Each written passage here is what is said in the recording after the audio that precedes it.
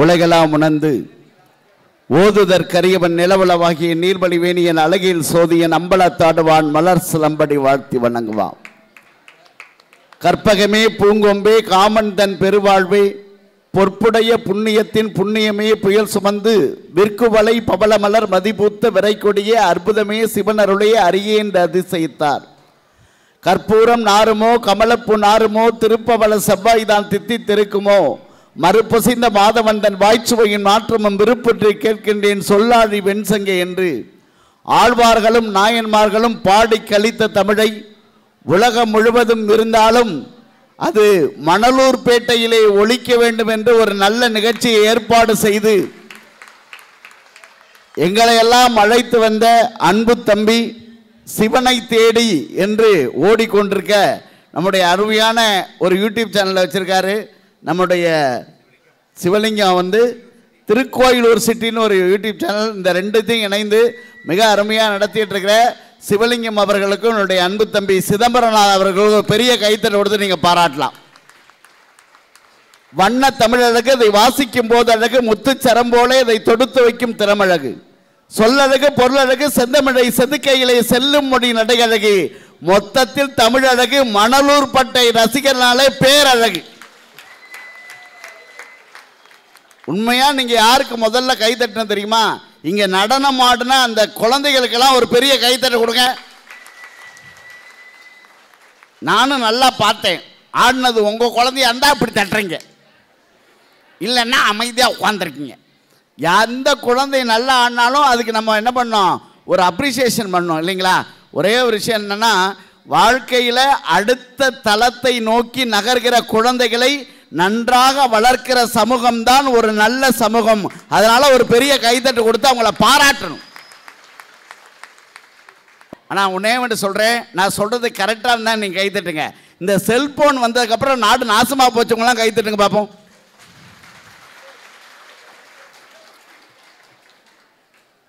கை தட்டிட்டீங்களா? உண்மையாவே ஒரு உண்மையை சொல்லவா? தட்டின அத்தனை பேர்ட்டையும் இந்த ஃபோன் இருக்கு. இது இல்லாமல் வெளியவும் போகிறதில்ல, வெளியவும் போகிறதில்ல. எங்கே போனாலும் எடுத்துகிட்டு போகிறான் சார். உண்மை தானே சார்? பொண்டாட்டி காணாமல் போனால் கூட இப்போ யாரும் வருத்தப்படுறதில்ல. ஃபோன் காணாமல் போனால் அப்படி தேடுறான், ஐயோ ஐயோ ஐயோன்றான். அன்னைக்கு காஞ்சிபுரத்தில் அத்திவரதில் வந்திருந்தார், நான் பார்க்க போயிருந்தேன் சார். என் நண்பன் வந்திருந்தா அவன் மனைவியை காணோம், தேடுறான் மாப்பிள்ளைங்கிறேன். ஆண்டவனாக கொடுத்த வாய்ப்பு சார். இந்த திருவிழாவிலையாவது தொலைஞ்சு போகிறாளான்னு பார்ப்போம். ரொம்ப அருமையான விஷயம். என் பிறப்பே அதிசயமான பிறப்பே. எங்கள் அம்மாவுக்கு பிரசவ வலி, ஆட்டோ பிடிக்க எங்கள் அப்பா ஓடினார், நான் வாசல்லையே பிறந்துட்டேன். அங்கேருந்து வந்த டாக்டர் சொல்லியிருக்காரு, இது டோர் டெலிவரி. 3 நாள் நர்ஸு என் மூஞ்ச பார்த்து பயந்துருக்கு, இவ்வளோ கருப்பாக இருக்கானே இந்த குழந்தைன்னு. 7 நாள் நான் இருந்தது தெரியாமல் எங்கள் அப்பா மீச்சிருக்காரு. அவ்வளோ கருப்பாக இருந்தேன். விஜய் டிவியில் 1.5 வருஷம் நிகழ்ச்சி பண்ணால் கடைசியாக அந்த மேக்கப் மேன் சொன்னால், எத்தனை தடவை மேக்கப் போட்டாலும் நெகட்டிவ் மாதிரியே இருக்க ஒரே ஆள் நீ தான். ஏன்னா நான் அவமானப்பட்டால் உங்களுக்கு அவ்வளோ சந்தோஷம். ஆனால் நான் கவலைப்படல. ஏன் தெரியுமா? அது வரைக்கும் நான் தான் கருப்புன்னு நினச்சிருந்தேன். அடுத்த நாள் அறந்தாங்க நிஷா வந்தால் அவள் என்னையை விட கருப்பு. எந்த கருப்பு மனிதனுக்கும் ரத்தம் சிகப்பு தான், எந்த வெள்ளை மனிதனுக்கும் நிழல் கருப்பு தான். வண்ணங்களில் இல்லை வாழ்க்கை, உங்கள் எண்ணங்கள் இருக்கிறதுங்க வாழ்க்கை. மனுஷன்னா சந்தோஷமா இருக்கணும்.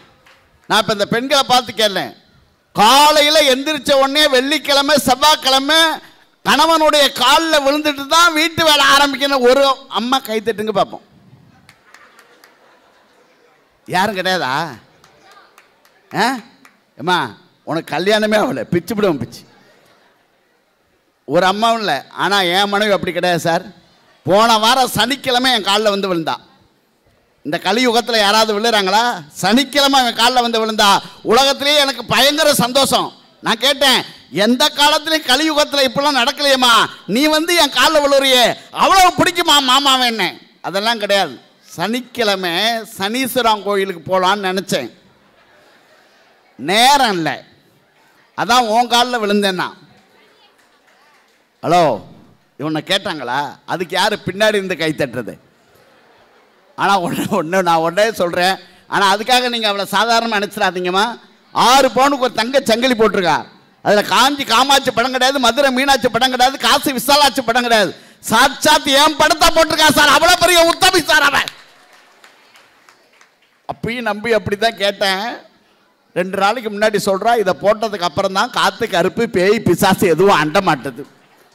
ஆனால் உண்மையாகவே ரொம்ப அற்புதமான விஷயம். அதுக்கு அவன் மனைவிட்ட கேட்கணும். உண்மையாகவே வாழ்க்கையில் மிக முக்கியமான விஷயம் எதுன்னா, ஏன் இதை சொல்கிறோன்னா, வாழ்க்கை என்பது என்றைக்குமே கணவன் மனைவி இணைந்த ஒரு இல்லறம். உலகத்திலே மிகப்பெரிய பணக்காரன் லட்சுமி மிட்டல் இல்லை, அரபு சுல்தான் இல்லை, பில்கேட்ஸ் இல்லை. கடைசி வரை தன் அம்மா அப்பாவோடு எவன் வாழ்கிறானோ அவன் தான் உலகத்தின் மிகப்பெரிய பணக்காரன் சார். நல்லா மகிழ்ச்சியாக இருக்கணும், நல்லா சிரிக்கணும், ரசிக்கணும். சில பேர் அப்படியே உட்காந்துருவாங்க. பேசு பேசு பேசு, பெரிய காமெடி அதே அப்படி உட்காந்துருக்கப்படாது. ஏன்னா உங்களை நான் தயார் பண்ணணும்.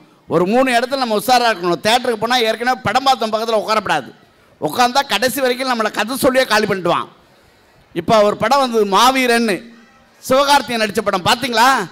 பார்த்தவங்க கை தட்டுங்க பார்ப்போம். அந்த படத்தில் அவருக்கு ஒரு காதில் ஒரு வாய்ஸ் கேட்கும் இல்லைங்களா? ஒரு வாய்ஸ் கேட்டுகிட்டே இருக்கும். அவர் என்ன பண்ணுவார்னா, ஒரு முனியப்ப கோயில் பூசாரிகிட்ட போய் கொஞ்சோண்டு விபூதி எடுத்து அந்த பூசாரி அவர் காதில் அடிப்பார். அந்த பூசாரி வேற யாரும் இல்லை, நான் தான். நீங்கள் வேணால் படத்தை போட்டு பாருங்க, நான் தான் அவர் கூட நடிச்சிருக்கேன். சிவகார்த்திகோட நடிச்சிருக்கேன்ட்டு என் பொண்டாட்டிகிட்ட சொல்லி தேட்டரில் போய் உட்கார வச்சு படத்தை காமிக்கிறேன். என் மனைவி சொல்கிறா, 2 முனியப்ப சாமியில் எது முனியப்ப சாமின்னே தெரில. ஒரு ஹோட்டலுக்கு போனீங்கன்னா எங்கே உட்காரக்கூடாதுன்னா அந்த வாஷ் பேஷன் பக்கத்தில் ஒரு சீட்டு போடுவாங்க, அங்கே உட்காரப்படாது. ஏன்னா சில பேர் கை கழுவான், சில பேர் வாய் கழுவான், சில பேர் குடலையே வெளியே எடுத்து கழுவான். அங்கே தான் உள்ளே வந்து 2 விரல உள்ள விட்டு ஆமாம் நம்மளால் சாப்பிட முடியாது. இந்த மாதிரி நல்ல நகைச்சுவை நிகழ்ச்சிக்கு வந்தீங்கன்னா சிரிக்காதவங்க பக்கத்தில் உட்காரப்படாது. நான் ஏதாவது சொல்லி நீங்கள் சிரிச்சிட்டிங்கன்னா, என்ன சொல்கிறேன் அந்த கருப்பண்ணை சிரிக்கிற, நீ சிரிச்சாதான் அதுக்கு பேர் முகம், சிரிக்கலன்னா அது பேர் முகர கட்டை. எங்கேயாவது மணலூர் பேட்டையில் இருக்கிற மாடு பக்கத்தில் இருக்கிற ரிஷிவந்தியம் இருக்கிற மாட்டை பார்த்து நல்லா இருக்கியா கேட்குமா? கேட்காது. மனுஷன் மட்டும்தான் கேட்பான். அதனால தான் வாலி சொன்னார், வயிறு வலிக்கு சிரிப்பவர்கள் மனித ஜாதி, பிறர் வயிறணிய சிரிப்பவர்கள் மிருக ஜாதி. மனிதன் என்ற போர்வையில் மிருகம் வாழும் நாட்டிலே நீதி என்றும் நேர்மை என்றும் எழுதி வைப்பார் ஏட்டிலே, எழுதி வைப்பார் ஏட்டிலே. அங்கே சிரிப்பவர்கள் சிரிக்கட்டும், அது ஆணவ சிரிப்பு. இங்கே நீ சிரிக்கும் பொன் சிரிப்போ ஆனந்த சிரிப்பு. நல்ல தீர்ப்பை உலகம் சொல்லும் நாள் வரும்போது அங்கே சிரிப்பவர் யார், அழுபவர் யார் தெரியும் அப்போது. அங்கே சிரிப்பவர்கள் சிரிக்கட்டும், அது ஆணவ சிரிப்பு, ஆணவ சிரிப்பு. என்றைக்குமே மனுஷியாக மகிழ்ச்சியாக சந்தோஷமாக என்ஜாய் பண்ணுங்கன்னு சொல்லி இந்த செல்ஃபோனில் சமூக வலைதளங்கள், ஏன் நான் தலைப்பை பற்றி எதுவுமே சொல்லலைன்னா இவங்க 3 பேரும் பேசுறதுக்கு அதுக்கு தான் வந்திருக்காங்க, 6 பேரும். அதனால் சமூக வலைதளங்கிறது நன்மையான்னு கேட்டால் ஒரே ஒரு விஷயத்தை மட்டும் சொல்கிறேன். ஒரு காலத்திலலாம் சமைச்சு தட்டில் போட்டாங்க பெண்கள், இப்போ சமைச்சு நெட்டில் போடுது. எல்லாம் ஸ்டேட்டஸ். எங்கள் வீட்டில் மீன் குழம்பு ஸ்டேட்டஸ், தக்காளி ரசம் ஸ்டேட்டஸ். உண்மை தானே? தயிர் சாதம் வச்சா கூட ஸ்டேட்டஸில் போடுது சார். என் மனைவி ரசம் வச்சு ஃபேஸ்புக்கில் போட்டான், 1000 பேர் லைக் போட்டிருக்காங்க, நான் லைக் போடல. என்கிட்ட வந்து கேட்டான், 1000 பேர் லைக் போட்டிருக்காங்க நீ ஏன் போடலன்னா, அவன்லாம் ரசத்தை பார்த்த வேண்டிய, நான் தான் சாப்பிட்டவன். 3 நாள் பிச்சுட்டு போனது எனக்கு தான் தெரியும். வாழ்க்கையில் எவ்வளோ சிரமப்படுறோம் இன்றைக்கி. அது மாதிரி இந்த கொரோனா காலத்தில் ஒரு கேக்கு செஞ்சா சார், கேக்கு என்னையை விட கருப்பாக இருக்குது சார். அது என்னடி என்னையை விட கருப்பாக இருக்குங்கன்னா, நாமக்கல்லில் ஒரு பிள்ளை இதை சொல்லி கொடுக்குதுன்னா, சரி நான் அந்த யூடியூப் நம்பரை பார்த்து அந்த பிள்ளைக்கு ஃபோன் போட்டேன். ஏம்மா உனக்கே கேக்கு சரியே வரல, நீ ஏம்மா இதெல்லாம் செஞ்சு போடுறேன்னு அந்த அம்மா ஒரு கேள்வி கேட்டது. சமைத்து பாருன்னு தான் போட்டேன். உன்னை யார் சாப்பிட்டு பார்க்க சொன்னான்? இன்றைக்கி வாழ்க்கையில் எப்படிப்பட்ட பெண்கள்லாம் இருக்காங்கல்ல. அதனால் இந்த யூடியூப்பை வச்சுக்கிட்டு பாடு இருக்குல்ல அப்படின்னு பேசுகிறாங்க. நம்ம யூடியூப்பை திட்டுறதில்ல, யூடியூப்பை நல்ல விஷயத்துக்கு பயன்படுத்துங்க. ஏன்னா பட்டிமண்டமே இப்போ யூடியூப்பில் தான் வரப்போகுது. உண்மையாக பாருங்கள், இப்போ எல்லோரும் சீரியல் எதில் பார்க்குறாங்கன்னு நினைக்கிறீங்க? டிவியில் பார்த்த காலம் முடிஞ்சிச்சு, எல்லாம் இதில் தான் பார்க்குறேன். ஒரு விஷயம் தெரியுமா, கலக்கப் போவது யாரில் செல்ஃபோனை யூஸ் பண்ணாதீங்கன்னு நாங்கள் ஒரு விஷயம் பண்ணோம். என்ன நீங்கள் இன்றைக்கி இருக்குது, நீங்கள் பாருங்கள், செல்ஃபோனை யூஸ் பண்ணாதீங்க அப்படின்னு ஒன்று பண்ணோம், ஒரு கண்டென்ட்டு. அந்த கண்டென்ட்டையே 5 லட்சம் பேர் செல்ஃபோனில் தான் பார்த்தான். முதல்ல விஷயம் என்னென்னா இயல்பு, அதை நம்ம ஒன்றும் பண்ண முடியாது. இன்னும் 6ஆம் விரலை போல் ஒட்டிக்கிட்டே வந்துடுச்சு இல்லையா. பல்லு இல்லாத மனுஷன் கூட இருக்கான், செல்லு இல்லாத மனுஷன் கிடையாது. இன்றைக்கி நிலவரம் அப்படி இருக்கு. அதனால் இன்றைய காலகட்டத்தில் ஃபேஸ்புக், உங்களுடைய இன்ஸ்டா ஐடி, ட்விட்டர் அப்படின்னு நிறைய இருக்கு இல்லையா, இது எல்லாம் வரமா சாபமானு பேச வந்திருக்காங்க. ஒரு 6 பேர் ஒருத்தர் வந்துட்டு இருக்காரு. இந்த 6 பேரையும் நான் உங்களுக்கு அறிமுகப்படுத்த போகிறேன். நல்ல சிக்கனம் பார்க்காம கை தட்டலாம் இல்லையா. கடவுள் எதுக்கு 2 கை கொடுத்துருக்காரு? ஒன்று சாப்பிட்றதுக்கு, இன்னொன்று சொல்ல மாட்டேன், பயப்படாதீங்க, சாமி கும்பிட்றதுக்கு. அதனால் வாழ்க்கையில் மனுஷன் இந்த நாக்கை உள்ளே கொண்டு போய் வச்சான் கடவுள். நாக்கை 32 கான்ஸ்டபிள் 2 மகளிர் காவலையெல்லாம் உள்ளே வச்சு பக்காவாக படைச்சிருக்கான். இது போகிற யாரையாவது பார்த்து ஏதாவது சொல்லிச்சுன்னா மொத்த உடம்பும் அடிவாங்குமே தவிர சொன்ன நாக்கு செவனேன்னு உள்ளே படுத்துன்னு இருக்கும். அதனால தான் வள்ளுவர் சொன்னார், யாகாவாராயின்னு நாகாக்க காவாக்கால் லோல் படுவர் லொங்கழிஞ்சி. கடைசி வரியை மாற்றிட்டேன். அதனால தான் கண்ணதாசன் சொன்னார், இந்த நாக்கை ஏன் ஈரத்தில் படைத்தான் தெரியுமா? இறைவன் அடிக்கடி அசிங்கமாய் பேசி விடுகிறோம், அலம்பிக் கொள்வதற்காகத்தான் இறைவன் ஈரத்தில் படைத்தான்னு சொன்னார்.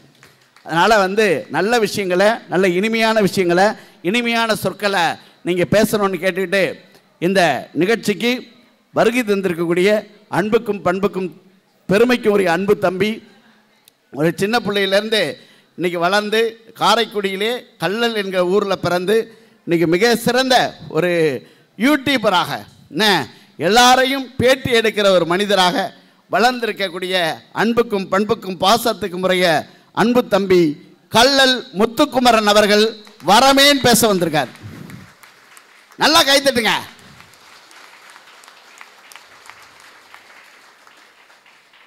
அதற்கு இணையாக துணையாக பேசுவதற்காக உங்களுக்கு பாரதி கண்ணம்மா அப்படின்னு ஒரு சீரியல் பழைய சீரியல். அந்த சீரியலில் ஒரு ஆட்டோ ஓட்டுநர் இருந்தார். அதுக்கு ஒரு தங்கச்சி இருந்துச்சு. அந்த தங்கச்சி பொண்ணு பார்க்க வந்தாங்க. அந்த கல்யாணம் சீரியல் நின்றுச்சு, அதோட முடிச்சிட்டாங்க. பொண்ணு பார்க்க வந்தாங்க, கல்யாணம் நடக்கலை. அப்புறம் ராஜா ராணின்னு ஒரு சீரியலில் போனாப்புல. அந்த சீரியலில் போயும் அந்த சீரியலை முடிச்சிட்டாப்புல. நான் கணக்கான காலங்கள்னு ஒரு சீரியல் நடித்தேன், அதில் வந்தாப்புல அந்த சீரியலும் முடிஞ்சிச்சு. இப்போ பட்டிமன்றத்துக்கு வந்திருக்கா. ஆனால் பேர் யோகதர்ஷினி. என்ன ஒரு காமெடிக்காக சொன்னேன். நிறைய யூடியூப்லேயும் நம்முடைய வலைதளங்கள்லேயும் அதுவும் இல்லாமல் மேடைகளில் நேரடியாக பேசக்கூடிய ஆற்றல் படைத்த அன்பு சகோதரி. மிக அழகாக பாடுவாங்க, பேசுவாங்க. காரைக்காலிருந்து வருகை தரக்கூடிய காரைக்கால் யோகதர்ஷினி அவர்கள். இந்த இன்னொருத்தர் இளம் அழகர், நான் பெயிண்ட் அடிச்சுட்டுக்காப்புல, அழகாக இருக்கும்ல, வந்துடுவாப்புல. நான் இந்த 3 பேரையும் நான் உங்களை அறிமுகப்படுத்துகிறேன். உங்களுக்கு தெரியும், தமிழ் பேச்சு எங்கள் மூச்சு ஒரு மிகச்சிறந்த வடிவம் விஜய் டிவியில். அந்த தமிழ் பேச்சு எங்கள் மூச்சினுடைய மிகச்சிறந்த ஒரு ஆரைட்டராக மிக சிறப்பாக பேசின ஒரு பேச்சாளர். அவரும் தமிழ் பேச்சு எங்கள் மூச்சில் பேசினவர் தான். இவர் ஒரு காமெடி கலந்த பேச்சாக தன்னுடைய பேச்சை தீர்மானித்து கொண்ட கும்பகோணத்திலிருந்து வருகின்றக்கூடிய அன்பு தம்பி நாகமுத்து பாண்டியன். முத்துப்பாண்டி கோட்டடி அப்படி உட்காந்துருக்காப்புல. அதுக்கு அடுத்தபடியாக உட்காந்துருக்கவங்க அன்பு சகோதரி. உங்களுக்கெல்லாம் மிக சிறப்பாக பாடக்கூடிய, பேசக்கூடிய, ரொம்ப எழுச்சியான ஒரு பேச்சுக்கு சொந்தக்காரர். பிஎட் படிச்சுட்ருக்காங்க. இன்றைக்கி பிஎட் படித்து முடிச்சிருக்காங்க. இப்போ படிச்சுட்ருக்காமா, இப்போ எம்ஏ படித்து எம்ஏ படிச்சுட்ருக்காங்க. அருமையாக பாடக்கூடியவங்க, பேசக்கூடியவங்க. அரியலூர்லேருந்து வருகை இருந்திருக்கூடிய பவித்ரா அவர்கள். நான் இந்த மேடையில் அமர்வதற்கு காரணமாக இருந்த அன்பு தம்பி. உண்மையை சொல்லப்போனால் அவங்க அப்பா பேரோடு சேர்த்தா நான் அவருக்கு சொல்லி பழக்கம். ஆனால் மிக அருமையாக ஒரு உழைப்பாளின்னு சொன்னால் அவர் அற்புதமான உழைப்பாளி. இன்றைக்கி எத்தனை சிவன் கோயில்கள் இருக்கிறதோ அத்தனை கோயில்களுக்கும் சென்று அந்த கோயில்களை எடுத்து, அதனால் பெருமாள் கோயில் எடுக்க மாட்டாருன்னு எடுத்தல, அவர் சேனல் பேர் வச்சுருக்கார் சிவனை தேடின்னு. நிறைய பேர் கேட்குறாங்க, அப்போ பெருமாள் கோயிலுக்கு வரமாட்டிங்களா சார்? அப்படி கிடையாது. ஒரு ஆன்மீக உலகத்துக்குள்ள பயணிக்க வேண்டும் என்று நினைத்து இன்றைக்கு நம்முடைய கோயில்களை உலகம் முழுவதும் தன்னுடைய சேனல் மூலமாக காட்டிக் கொண்டிருக்கக்கூடிய அருமைக்கும் பெருமைக்குரிய அன்பு தம்பி அருணகிரி சிதம்பரநாதன் அவர்கள் முதல் பேச்சாளராக இங்கே வந்திருக்கவர் நம்ம அருமைக்குரிய தம்பி கள்ளல் முத்துக்குமார் அவர்கள். சமூக வலைதளங்கள் வரமேன்னு பேச வருகிறார். உங்கள் பலத்த கரகோஷங்கள் மத்தியில். தமிழுக்கு அமுதென்று பேர், அந்த தமிழ் இன்பத் தமிழ் எங்கள் உயிருக்கு நேர். ஒரு 15 வருஷத்துக்கு முன்னாடி எல்லா பள்ளி கல்லூரி பேச்சு போட்டிகள்லையும் பரிசு பெற்று பரிசு பழனி அப்படிங்கிற பெயரோட பட்டிமன்ற மேடைகளில் ஜொலித்து பட்டிமன்ற பழனிங்கிற பெயரோட ஒரு 5 ஆண்டுகளுக்கு முன்பு இருந்து விஜய் தொலைக்காட்சி கலக்கப்போவது யாரு நிகழ்ச்சியில் புகழின் உச்சம் தொட்டு கலக்கப்போவது யாரு பழனி என்கிற பெயர் பெற்ற பகுத்தறிவு பழனி எங்கள் நடுவர் அண்ணன் பழனி அண்ணன் அவர்களுக்கு எனது அன்பு நிறைந்த வணக்கம். நடுவர்களை, மணலூர் பேட்டையில் பேசுறது எனக்கு ரொம்ப பெரிய மகிழ்ச்சியா இருக்கு. ஏன்னா இந்த ஊருக்கு வந்துட்டு வர்ற வழியெல்லாம் பார்த்தோம் கரும்பு தோட்டம், சன்னலை திறந்து பின்னாடி பார்த்தோம் கரும்பு தோட்டம். நானும் நாகமுத்து பாண்டியனும் வெளியே வந்து பார்க்கிறோம், ஒரு லாரியில இருந்து அவ்வளவு கரும்பு ஓட்டம் கீழே விழுந்து கிடந்துச்சு. நாங்க ஆளுக்கு ஒன்று எடுத்து கடிச்சுக்கிட்டே வந்தோம். இந்த மணலூர் பேட்டையில் மண்தான் கரும்பையும் விளைவிக்கிறது, மக்கள் மனங்களிலே அன்பையும் விளைவிக்கிறது. எவ்வளவு அன்பான மக்கள் நினைக்கிறீங்க நடுவர்களே. 6 மணி நிகழ்ச்சிக்கு 4:30 மணிக்கெல்லாம் வந்து உட்கார்ந்துட்டாங்க. ஏன்னா 400 சேரை போட்டு அண்ணன் சிவனேசன் 800 பேரை கூப்பிட்டாரு. அவ்வளவு பேர் வந்து உட்கார்ந்து இந்த பட்டிமண்டபத்தை கேட்கிற இந்த நிகழ்ச்சியில கேட்கிறது 400 பேரு. சரி, ஆனா பாருங்க 600 போன் தெரியுது, எல்லா செல்போன். ஏன்னா அது வழி அங்கிட்டு ஒரு 500 பேர் பார்த்துக்கிட்டு இருக்காங்க. சமூக ஊடகம் நல்லதுலன்னு அவர் பேச வந்திருக்காரு. காலையில நாங்க ஒரு 9 மணிக்கு வந்துட்டோம். இங்க நானும் நாகமுத்து பாண்டியனும் ஒரு 5 மணி வரைக்கும் ஒன்னாவே இருக்கிறோம் நடுவர் அவர்களே.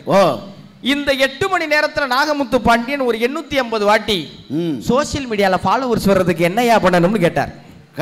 இப்ப பாக்குறேன் ஸ்டேஜ்ல சோசியல் மீடியா ஆபத்துல அங்கிட்டு போய் உட்கார்ந்துருக்காரு.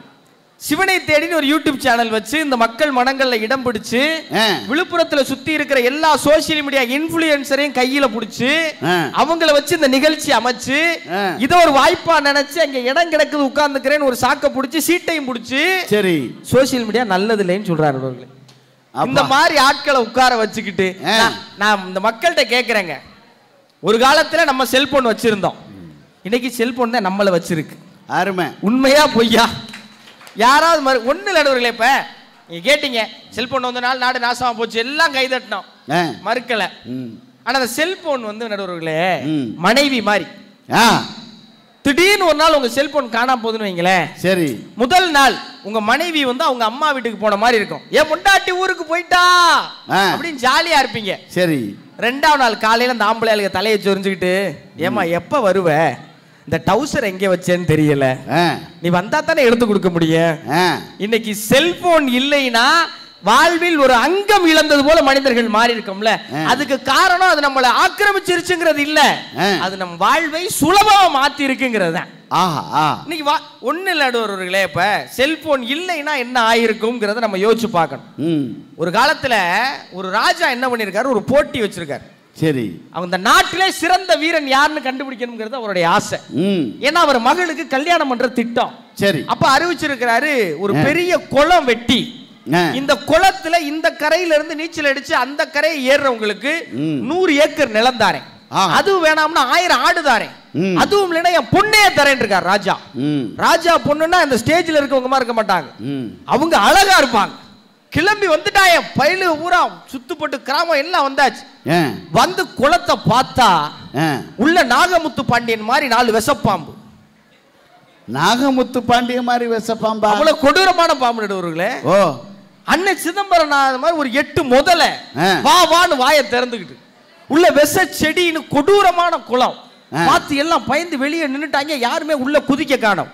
திடீர்னு என்னைய மாதிரி ஒரு பையன் நடுவர்கள் சட்டக்குடு குதிச்சான்.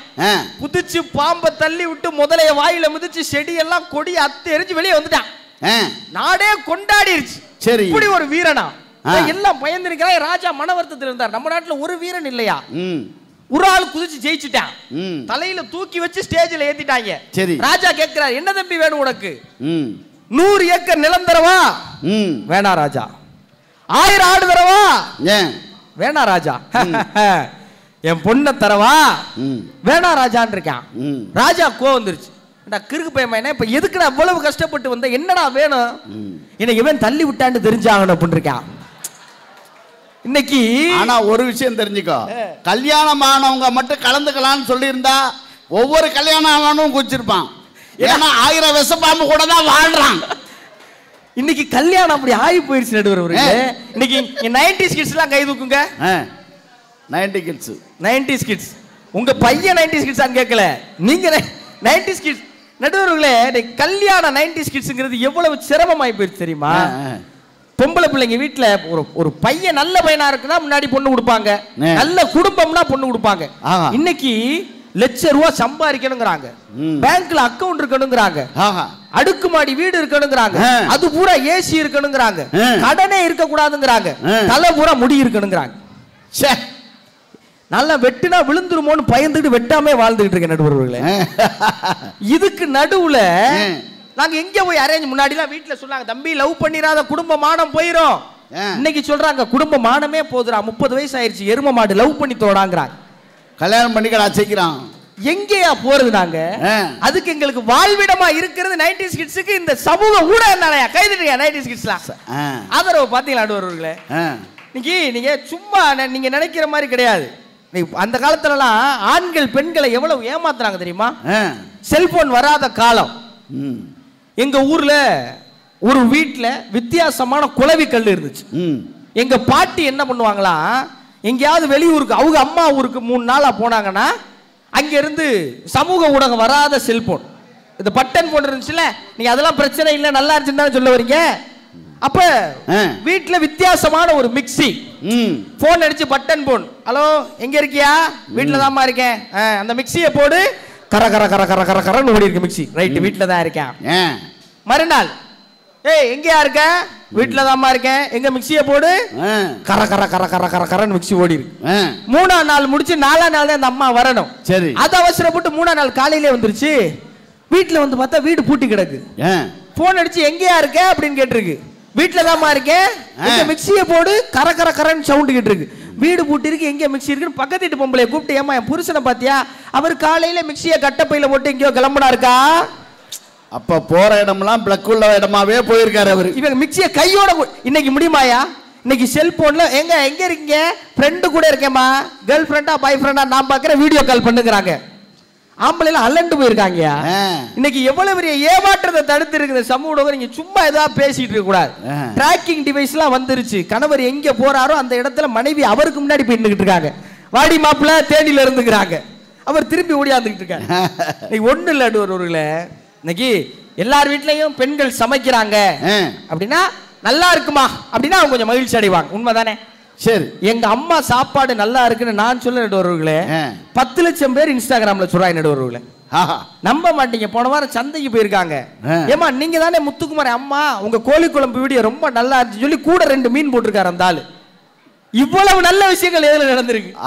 பெண்களின் திறமையை இந்த சமூக ஊடகங்கள் தான் இந்த உலகுக்கு வெளிச்சம் போட்டு காட்டிட்டு இருக்கு. அடிப்படையில இருந்த பெண்களுடைய திறமை இன்னைக்கு எங்க வந்திருக்கு? இன்னைக்கு ஒண்ணு இல்ல, ஒரே ஒரு உதாரணம் சொல்றேன். ஒரு காலத்துல சின்ன கல்லூரியெல்லாம் படிக்கிறப்ப தொலைக்காட்சியில பழனி அண்ணனை பார்த்து வியந்துகிட்டு இருந்தோம். இன்னைக்கு அவர் மேடையில் எனக்கு இடம் கிடைத்திருக்குது என்றால் இந்த சமூக ஊடகத்தை நான் யாருக்கு நன்றி சொல்றது? யாருக்கு? ஒண்ணு நடுவர்களே, சென்னையில ஹாப்பி ஸ்ட்ரீட்ஸ் ஒரு நிகழ்வு நடத்துறாங்க. அந்த ஹாப்பி ஸ்ட்ரீட்ஸ்ல அவ்வளவு பேர் கூடி எதையோ பாட்டு போடுறாங்க, எதையோ ஆடுறாங்க, என்னென்னமோ பண்றாங்க.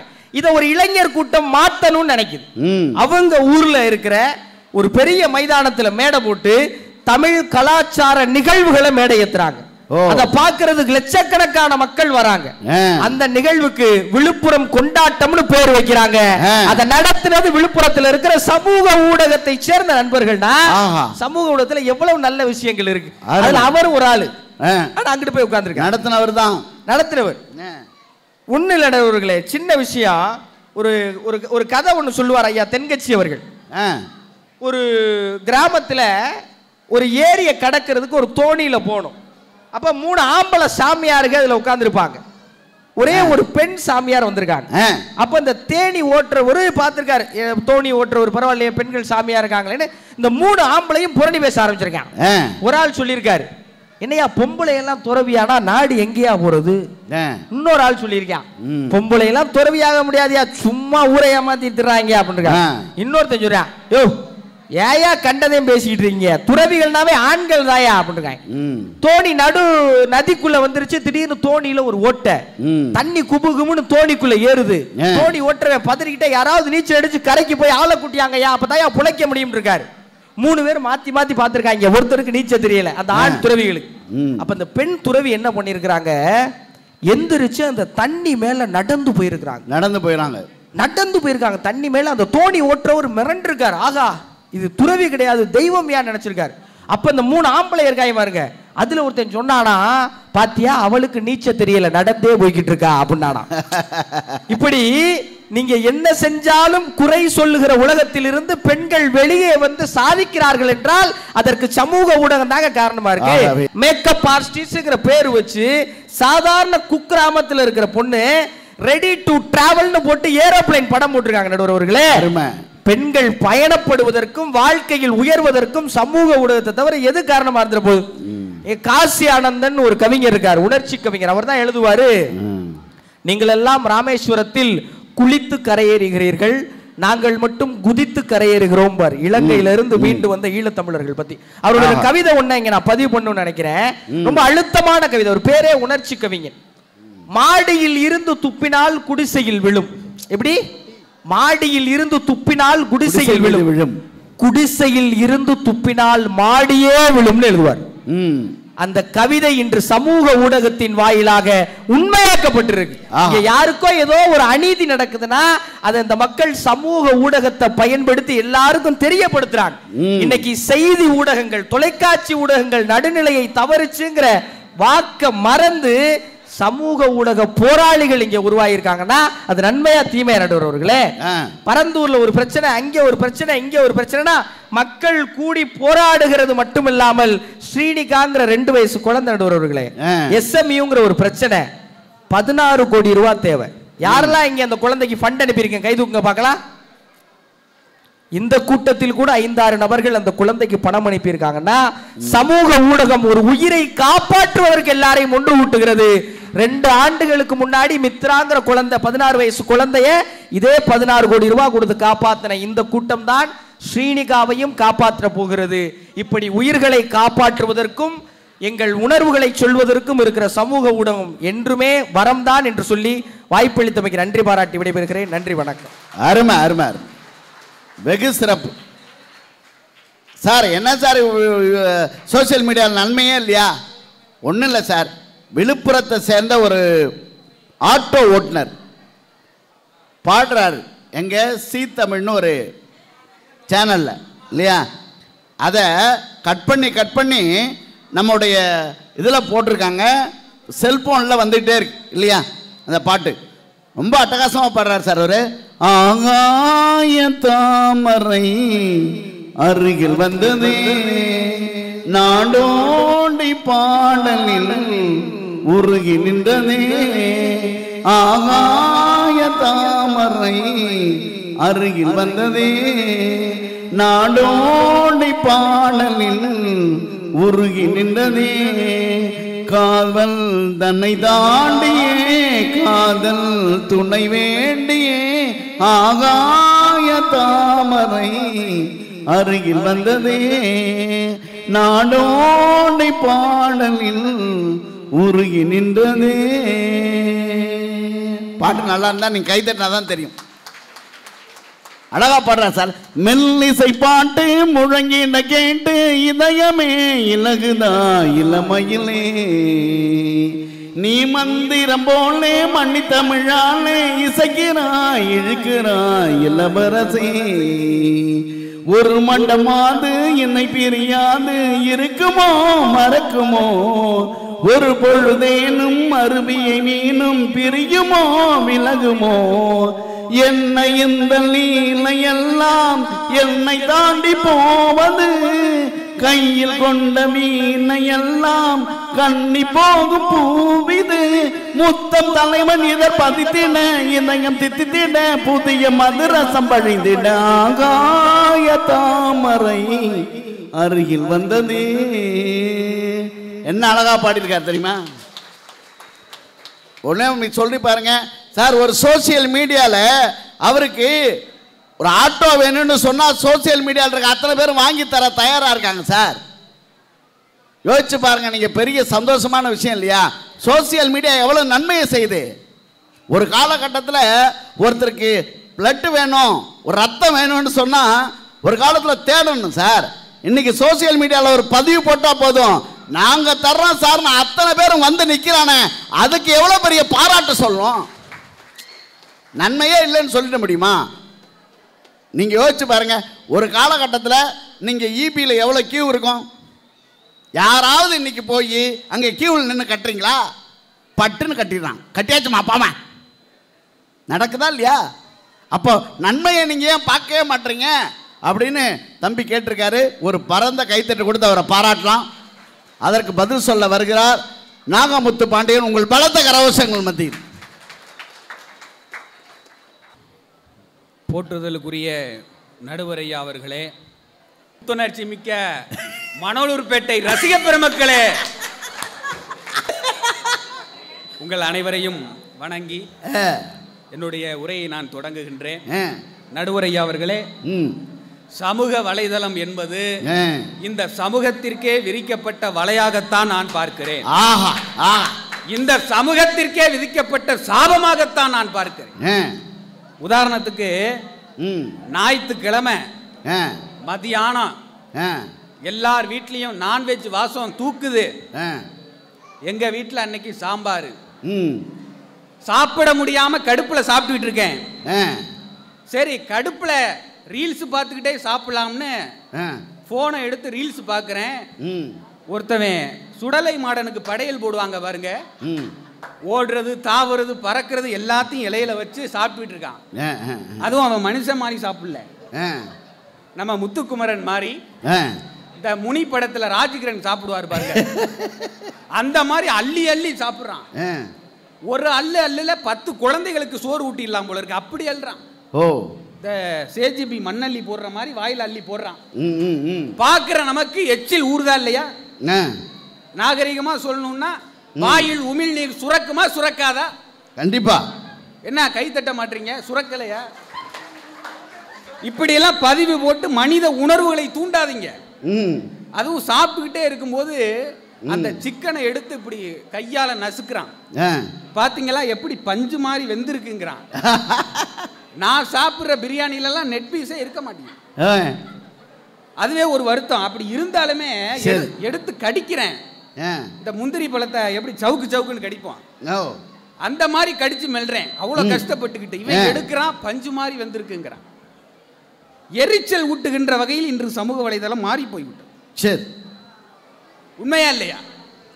அதுவும் ஒரு அம்மா ஹோம் டூர் போட்டுச்சு. போனை இப்படி வச்சுக்கிட்டு வீட்டெல்லாம் சுத்தி சுத்தி காட்டுச்சு. திடீர்னு பாத்ரூம்குள்ள போயிடுச்சு.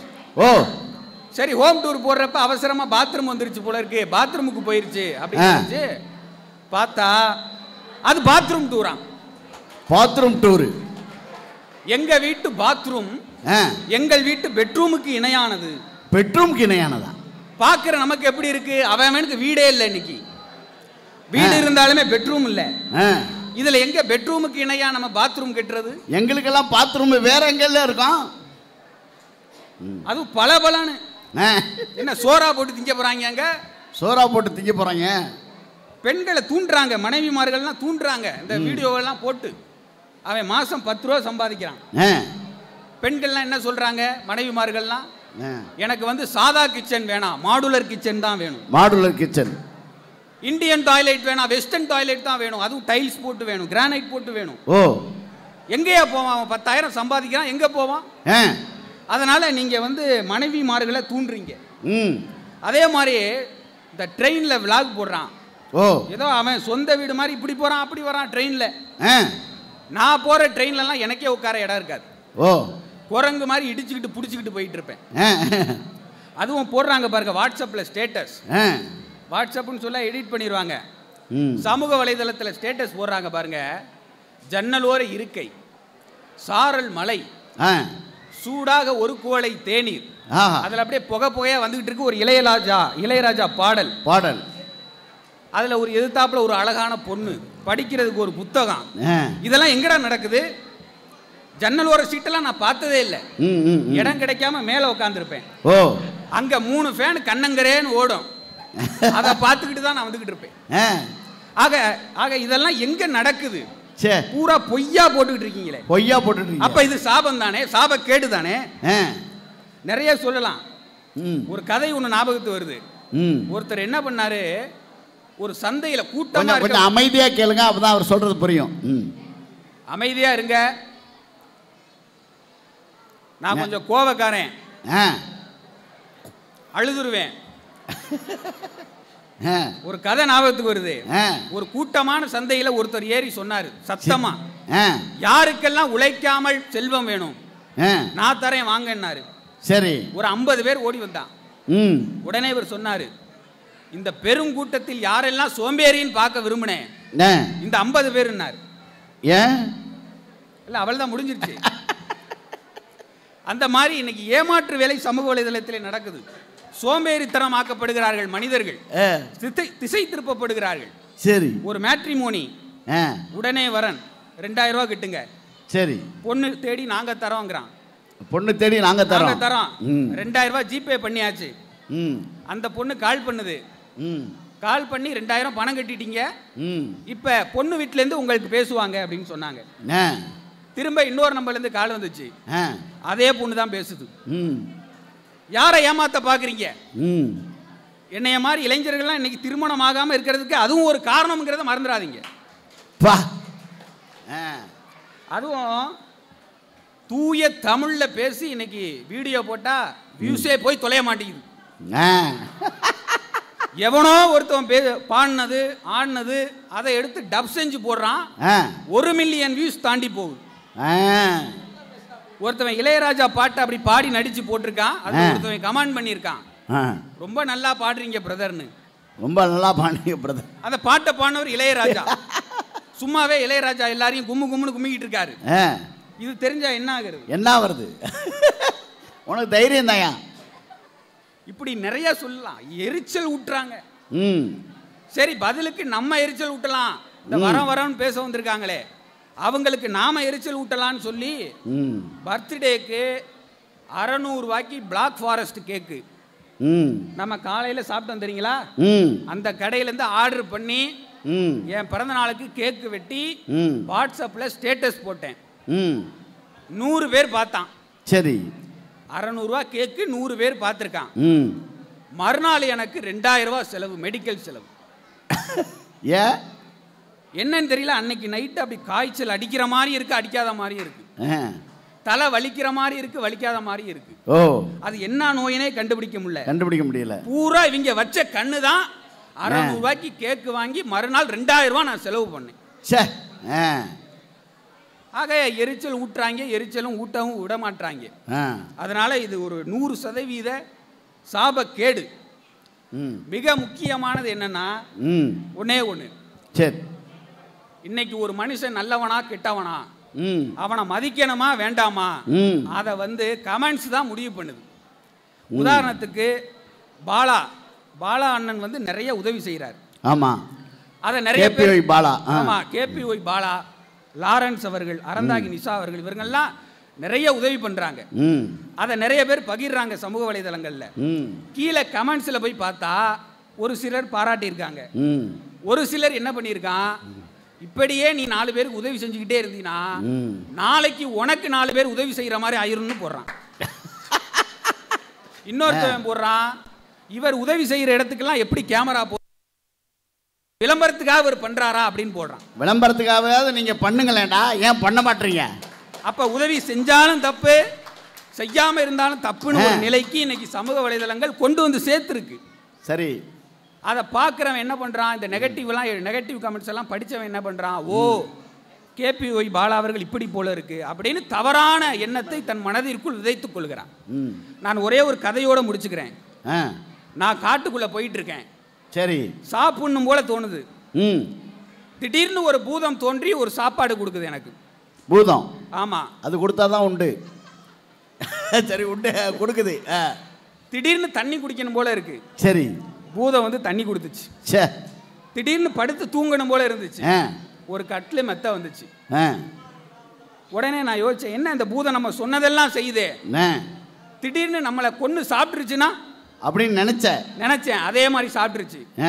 எந்திரிச்சு பாக்குறேன், கனவு. இந்த கனவுல இருந்து என்ன தெரியுதுன்னா, பூதமும் சமூக வலைதளமும் ஒண்ணு. அதை நம்ம நல்ல விதமா பயன்படுத்துற வரைக்கும் அது நல்லது செய்யும் நமக்கு. என்னைக்கு கெட்ட விதமா பயன்படுத்துறோமோ அன்னைக்கு நமக்கு கெட்டது செய்யும். நாம் கெட்டது செய்ய கெட்ட விதமாக பயன்படுத்த தொடங்கி விட்டோம். நன்றி, வணக்கம். அருமை அருமை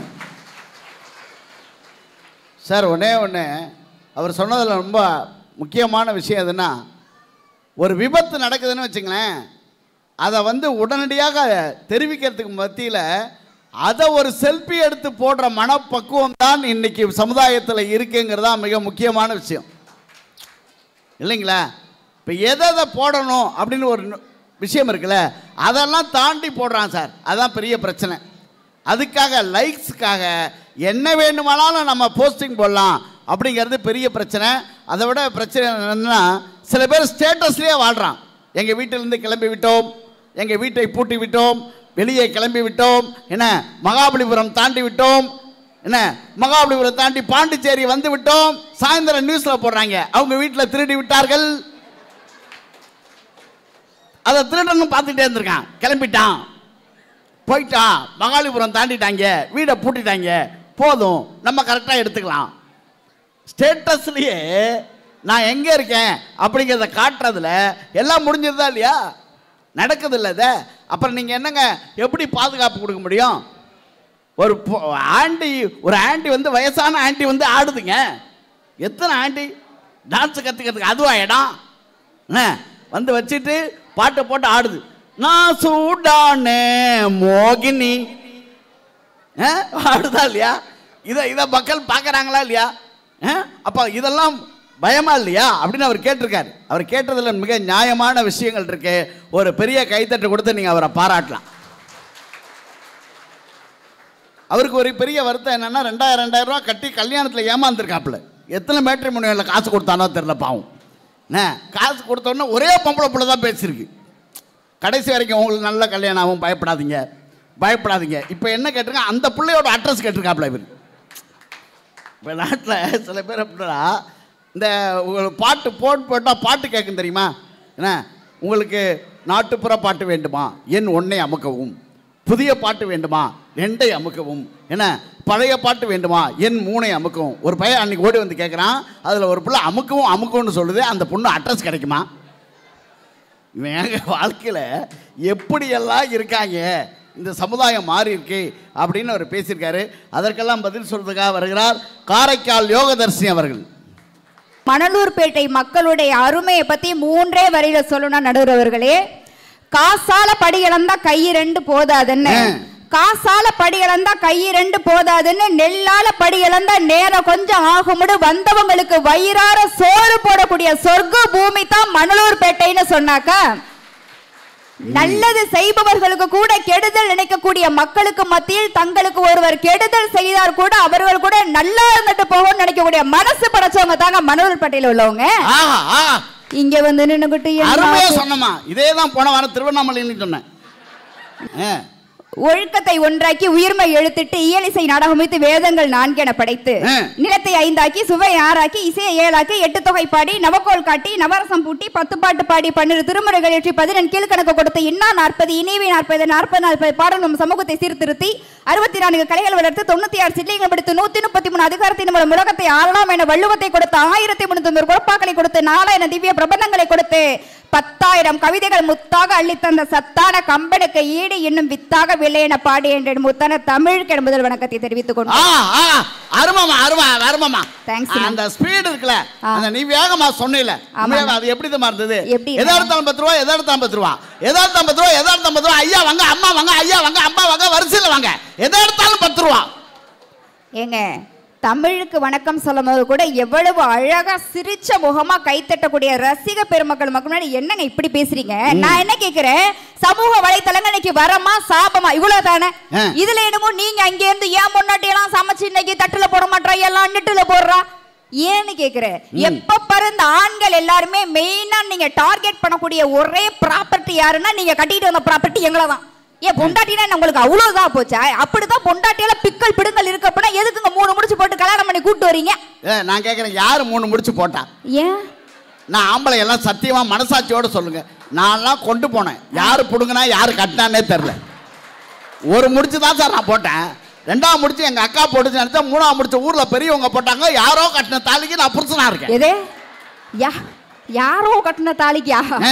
அண்ணே எங்களுக்கெல்லாம் இன்னைக்கு சமைக்க தெரியலங்கிறீங்க. நாங்கெல்லாம் சமைச்சு படம் தான் இவ்வளவு பெரிய தொப்பா வந்திருக்கா உங்களுக்கு. இத சொல்றியாமா? இத மட்டும் தப்பா பேசாத. என்ன பெண்கள் மாசமா இருப்பாங்க, ஆண்கள் வருஷமா இருப்போம். 10 மாசம் சுமக்கிறேன் 10 மாசம் சுமக்கிறேன் சொல்றீங்களே, 15 வருஷமா சுமக்கிறேன் என்னைக்கா சொல்லிருக்க மாப்பாங்களே. இதுல எவ்வளவு நன்மை இருக்கு தெரியுமா? தொப்பையில என்ன? தொப்பையில குப்புற உளுந்தா மூக்கு இடிக்காது. என் புள்ள இப்படி ஏறி இப்படி சரக்கும், ஏத்தலக்கா இறக்கலக்கா. ஆனா நீங்க எவ்வளவுதான் சொல்லுங்க, இன்னைக்கு நவீன காலகட்டத்துல இந்த சமூக வலைத்தளம் ஒண்ணு இல்ல அப்படின்னாக்கா அது பெண்களுக்கு எவ்வளவு பெரிய கஷ்டத்தை கொடுக்கும் தெரியுமா? பெண்கள் எல்லாருமே அவ்வளவு கஷ்டப்படுறோங்க. நாங்க அன்னைக்கு இருந்த பெண்கள் அந்த சமூக வலைத்தளங்கள் இல்ல, செல்போன் இல்ல அப்படின்னாக்கா அவங்களுக்கு வீட்டுல என்ன வேலை? உங்க பாட்டி தாத்தாவுக்குலாம் வீட்டுல என்ன வேலை? உங்க பாட்டி என்ன பண்ணாங்க? காலையில எந்திரிச்சாங்க, ஆடு மாடு மேய்ச்சாங்க, கூடவே சேர்த்து தாத்தாவையும் சேர்த்து மேய்ச்சாங்க, சமைச்சாங்க, படுத்து தூக்குனாங்க, ரிப்பீட். திருப்பி மறுநாள் காலையில எந்திரிச்சாங்க, சமைச்சாங்க, ஆடு மாடு மேய்ச்சாங்க, தாத்தாவையும் சேர்த்து மேய்ச்சாங்க, ரிப்பீட். இப்படியே தான் போய்கிட்டு இருக்கு. எங்க தாத்தா பத்தி தப்பா பேசாங்க. எங்க தாத்தாவுக்கு 14 புள்ள. என்ன வேலை பார்த்தாரு? விவசாயம். அங்கேயும் விளைச்சல் அதிகம், இங்கேயும் விளைச்சல் அதிகம். நல்ல வைக்க போறல அக்கப்போர் பண்ண ஓசிலாம் கூட்டு வந்துட்டு மேய்ச்சது பூரா எருமை. இதுல என்ன உங்களுக்கு பெருமை? நான் கேக்குறேன். ஏமா அப்படிலாம் பேசாதம்மா. எங்க தாத்தாட்ட கேட்டேன் நானு, எங்க தாத்தா 14 பெத்தன்றேன், அவர் பங்காளி 13 பெத்தாராம், அதனால தாண்டி காட்டுன்னு போட்டி வச்சு பெற்றிருக்காங்க. இதெல்லாம் ஒரு அப்படி ஏங்க 14 புள்ள பெத்ததெல்லாம் பெரிய சாதனை மாதிரி சொல்லிக்கிட்டு இருக்கீங்க. அன்னைக்கெல்லாம் யாருங்க நீங்களாம் வலைத்தளங்கள் இல்லாத ஒரு காலத்துல நீங்களாம் கல்யாணம் பண்ணி முதல்ல இளைஞர்களா வாழ்ந்தீங்களா? நீங்களா எல்லாம் 14 வயசுலயே கல்யாணம் பண்ணி புள்ளை பத்து பூரா எல்லாம் அங்கிள் ஆயிட்டியே, பூரா எல்லாம் அப்பா ஆயிட்டியே, பூரா எல்லாம் தாடி வச்சுட்டு டேடி ஆயிட்டு இருந்தீங்க. ஆனா இன்னைக்கு உள்ள இளைஞர்கள் எப்படி தெரியுமா? 30 வயசானாலும் 35 வயசானாலும் வீட்டுல கல்யாணம் ஆகாத அக்காவோ தங்கச்சியோ இருந்தாங்கன்னா அவங்களுக்கு ஒரு கல்யாணத்தை பண்ணிட்டு தானே நான் கல்யாணமே பண்ணுவேன்னு நினைக்கக்கூடிய இளைஞர்கள் வாழக்கூடிய இன்றைய காலகட்டங்களுக்கு வரம் தானேங்க. சும்மா எப்ப பாரு குறை சொல்லிட்டு ஏங்க எவ்வளவு பெண்களுக்கு எவ்வளவு சுமை தரும். உண்மையிலேயே இங்க உள்ள பெண்கள் நிறைய பேர் இருக்கீங்க. நான் சொல்றது சரியா இருந்தா கை தட்டுங்க. சரியா? பெண்களை ஒரு ஆமையோட ஒப்பிடலானே. எப்படி? ஆமை பாருங்க, அவ்வளவு பெரிய ஓட்ட முதுகுல சுமந்துகிட்டு தண்ணியில விட்டாலும் மேஞ்சிட்டு இருக்கும், தரையில விட்டாலும் மேஞ்சிட்டு இருக்கும். பெண்கள் நாங்களும் பாருங்க இன்னைக்கு காலகட்டத்துல குடும்ப பாரம் அத்தனையும் சுமந்துகிட்டு பிறந்த வீட்டுல இருந்தாலும் அந்த வீட்டுக்கு நாங்க பெருமையை சேர்த்து கொடுத்துக்கிட்டுறோம், புகுந்த வீட்டுக்கு போனாலும் அந்த வீட்டுக்கு நாங்க பெருமையை சேர்த்து கொடுத்துக்கிட்டோம். பெண்களும் ஆமையும் ஒண்ணு. அதனாலதான் பெரியவங்க சொல்லியிருக்காங்க, ஆமா பூந்த வீடு உருப்படாது. இந்த கை தட்டின ப்ராப்பர்ட்டியோட ஓனர்லாம் பக்கத்துல உட்காந்துருக்கீங்களாக்கா? டீல் பண்ணிக்காங்க வீட்டுக்கு போய். எங்களால ஒண்ணுமே உருப்படல, உங்களால என்ன விளங்குது? ஏமா இந்த மேடையை போட்டது ஆம்பளை, சரி. இந்த லைட்டை கட்டினது ஆம்பளை, சரி. இந்த ஃபேன் போட்டது ஆம்பளை, சரி. இந்த நிகழ்வை எடுத்து நடத்துற 2 பேருமே ஆண் சிங்கங்கள். ஒரு 10 பேரு. இந்த மேடையெல்லாம் டெக்கரேட் பண்ணது ஆம்பளை, இந்த லைட்லாம் டெக்கரேட் பண்ணது ஆம்பளை, தாங்க வீடியோ எடுக்கிறது ஆம்பளை, நிகழ்ச்சியை எடுத்து நடத்துறது ஆம்பளை, ஆடியோ போட்டது ஆம்பளை. தம்பி அழகா போட்டோடு நான் வாயை ஆணு திறந்துருக்கப்ப போட்டோ எடுக்காத, அழகா போட்டோடு. அதுக்கு கூட பாத்தீங்கன்னா சிவசக்தி மொபைல்ஸ்ல இப்போ பாத்தீங்கன்னா ஏதோ ஓப்போ ரெனோ இது வந்திருக்கு, ஏஐ டெக்னாலஜிலாம் இருக்கா. நான் ஆணு திறந்துறத கூட என்னோட ப்ரீவியஸ் போட்டோ வச்சு வாயை அழகா மாத்திடுவாங்களாம். அந்த அளவுக்கு எனக்கு டெக்னாலஜி வளர்ந்துருக்கு. அப்படியேப்பட்ட அந்த நவீன அது என்னது சமூக ஊடகத்துக்கு ஒரு தடவை கையை தட்டுங்களேன். அத வீடியோ எடுக்கிறது யாரு? ஆம்பளை. அத கண்டுபிடிச்சது யாரு? ஆம்பளை. இந்த மைக்க கண்டுபிடிச்சது யாரு? இந்த செல்ல கண்டுபிடிச்சது யாரு?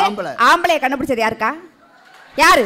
பெண்கள், தாய்மார்கள். நாங்க எல்லாம் வந்து பிறந்துட்டீல ஆம்பளை குட்டி சைஸ்ல ஆம்பளை ஆம்பளை அப்படி சொல்லாதம்மா. ஏன்? அதுக்கு காரணமும் ஒரு ஆம்பளை. அதுக்கும் காரணம் ஒரு ஆம்பளை. சும்மா அந்த கோஸ்டோட சேர்ந்துகிட்டே இருந்தாக்கா அப்டேட் ஆகாத அப்பள கூடையா தான் தெரிஞ்சுக்கிட்டு இருக்கணும். நீ டெக்னாலஜி வளர்ந்துருச்சுன்னா சமூக வலைத்தளங்களை இங்க வந்து கொஞ்சம் எட்டி பாருங்க. குழந்தை இல்லையா? கவலையே படாதீங்க, நாங்க இருக்கோம். டெஸ்ட் டியூப் பேபி ஊசி மூலம் குழந்தை பெற்றுக்கொள்ளலாம். So simple. பள்ளிக்கூடத்துல சேர்க்கும் போது உங்க அப்பா பேர் என்னன்னு கேட்டா ஊசி நான் சொல்வீங்க.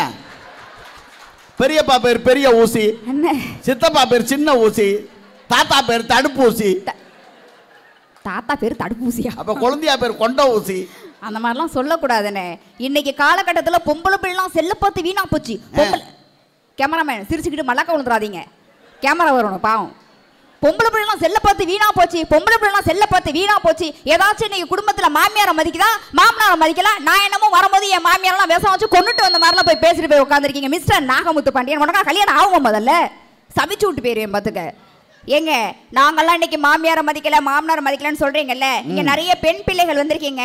பொம்பளை பிள்ளைய பெத்த அப்பா அம்மா இங்க இருந்தீங்கன்னா நான் சொல்றது சரியா இருந்தா கை தட்டினா போதும், சரியா? பொம்பளை பிள்ளைய பெத்த எந்த அப்பா அம்மாவுமே முதியோர் இல்லத்துக்கு போக தேவையில்லைங்க. பொம்பளை பிள்ளைங்க அவங்க அப்பா அம்மாவை முதியோர் இல்லத்துல சேர்க்காதுங்க. உண்மைனா கை தட்டுங்க. தேங்க்யூ. வெரி குட்மா. உண்மையை நான் ஒத்துக்கிறேன். பொம்பளை பிள்ளைங்க அம்மா அப்பாவை முதியோர் இல்லத்துல கொண்டு போய் சேர்க்க மாட்டோம். ஏன்னா அவங்க அம்மா அப்பாவை அது சேர்க்காது. புரியல? அது கல்யாணம் பண்ணி ஒரு வீட்டுக்கு போகும்போது அவங்க அம்மா அப்பாவை சேர்த்து விடும். நீங்க எவ்வளவுதான் சொல்லுங்க, இன்னைக்கு காலகட்டத்தில் மொபைல் போன் ஒன்று வந்த பிறகு அதை நாங்க பயன்படுத்துறோம் இல்லையா, அதுதான் எங்களுக்கு தைரியத்தையே கொடுக்குது. இன்னைக்கு உள்ள பெண்களுக்குள்ள தைரியம் கூட இன்னைக்கு ஆண்களுக்கு எல்லாம் இருக்காங்க. பெண்கள்லாம் அவ்வளவு தைரியமா இருக்காங்க. தைரியமா கை தட்டுங்க, நல்லா தட்டுங்க, நான் இருக்கேன். ஓ, உங்களுக்கு இந்த ஆப் தான் தைரியத்தை கொடுக்குது. கண்டிப்பா. இந்த இயற்கையிலேயே தைரியமானவர்கள் ஆண்கள் தான். அவங்க வீட்டு பெண்கள்லாம் அவங்க வீட்டு லைட்டை பின்னாடி ஆப்பன் பண்ணுறது, தோட்டத்து லைட்டை. மாமா அங்கே வாயேன், தம்பி இங்கே வாயேன், தோட்டத்து லைட்டை ஆஃப் பண்ணது கூட வராது. அண்ணே அப்படிலாம் சாதாரணமாக சொல்லிடாதீங்கண்ணே. பெண்கள் எல்லா விஷயத்துலையுமே நாங்கள் தைரியமாக தான் இருப்போம். ஓ சரியா? சும்மா அந்த செல் யூஸ் பண்ணுறதுனால மட்டும் இல்லை, எல்லாத்துலேயுமே பெண்களுக்கு எங்களுக்கு தைரியம் ஜாஸ்தி. ஏன் தெரியுமா? உங்களுக்கு கல்யாணம் ஆயிட்டா? ஆயிடுச்சு. அதையும் இவ்வளோ யோசிச்சு சொல்றிய? ஏன் யோசனையாக தான் இருக்கு. கல்யாணத்துக்கு பொண்ணு பார்க்க போனீங்களா? ஆமாம். எத்தனை பேர் போனீங்க? அது ஒரு 5-10 பேர். நிச்சயம் பண்ண எத்தனை பேர் போனீங்க? அது 50-100. கல்யாணத்துக்கு அது 1000-2000 காலி பங்காளி சொந்தம் சொல்லி எல்லாம் வருவாங்கல்ல. அக்கா பெண்களை நல்லா கேளுங்க மேடம். ஒரு பொண்ணு பார்க்க போறதுக்கு ஒரு 7 பேர் போயிருப்பீங்க, நிச்சயம் பண்ணதுக்கு ஒரு 100 பேர் போயிருப்பீங்க, கல்யாணத்துக்கு ஒரு 2000 பேர் போனீங்கல்ல.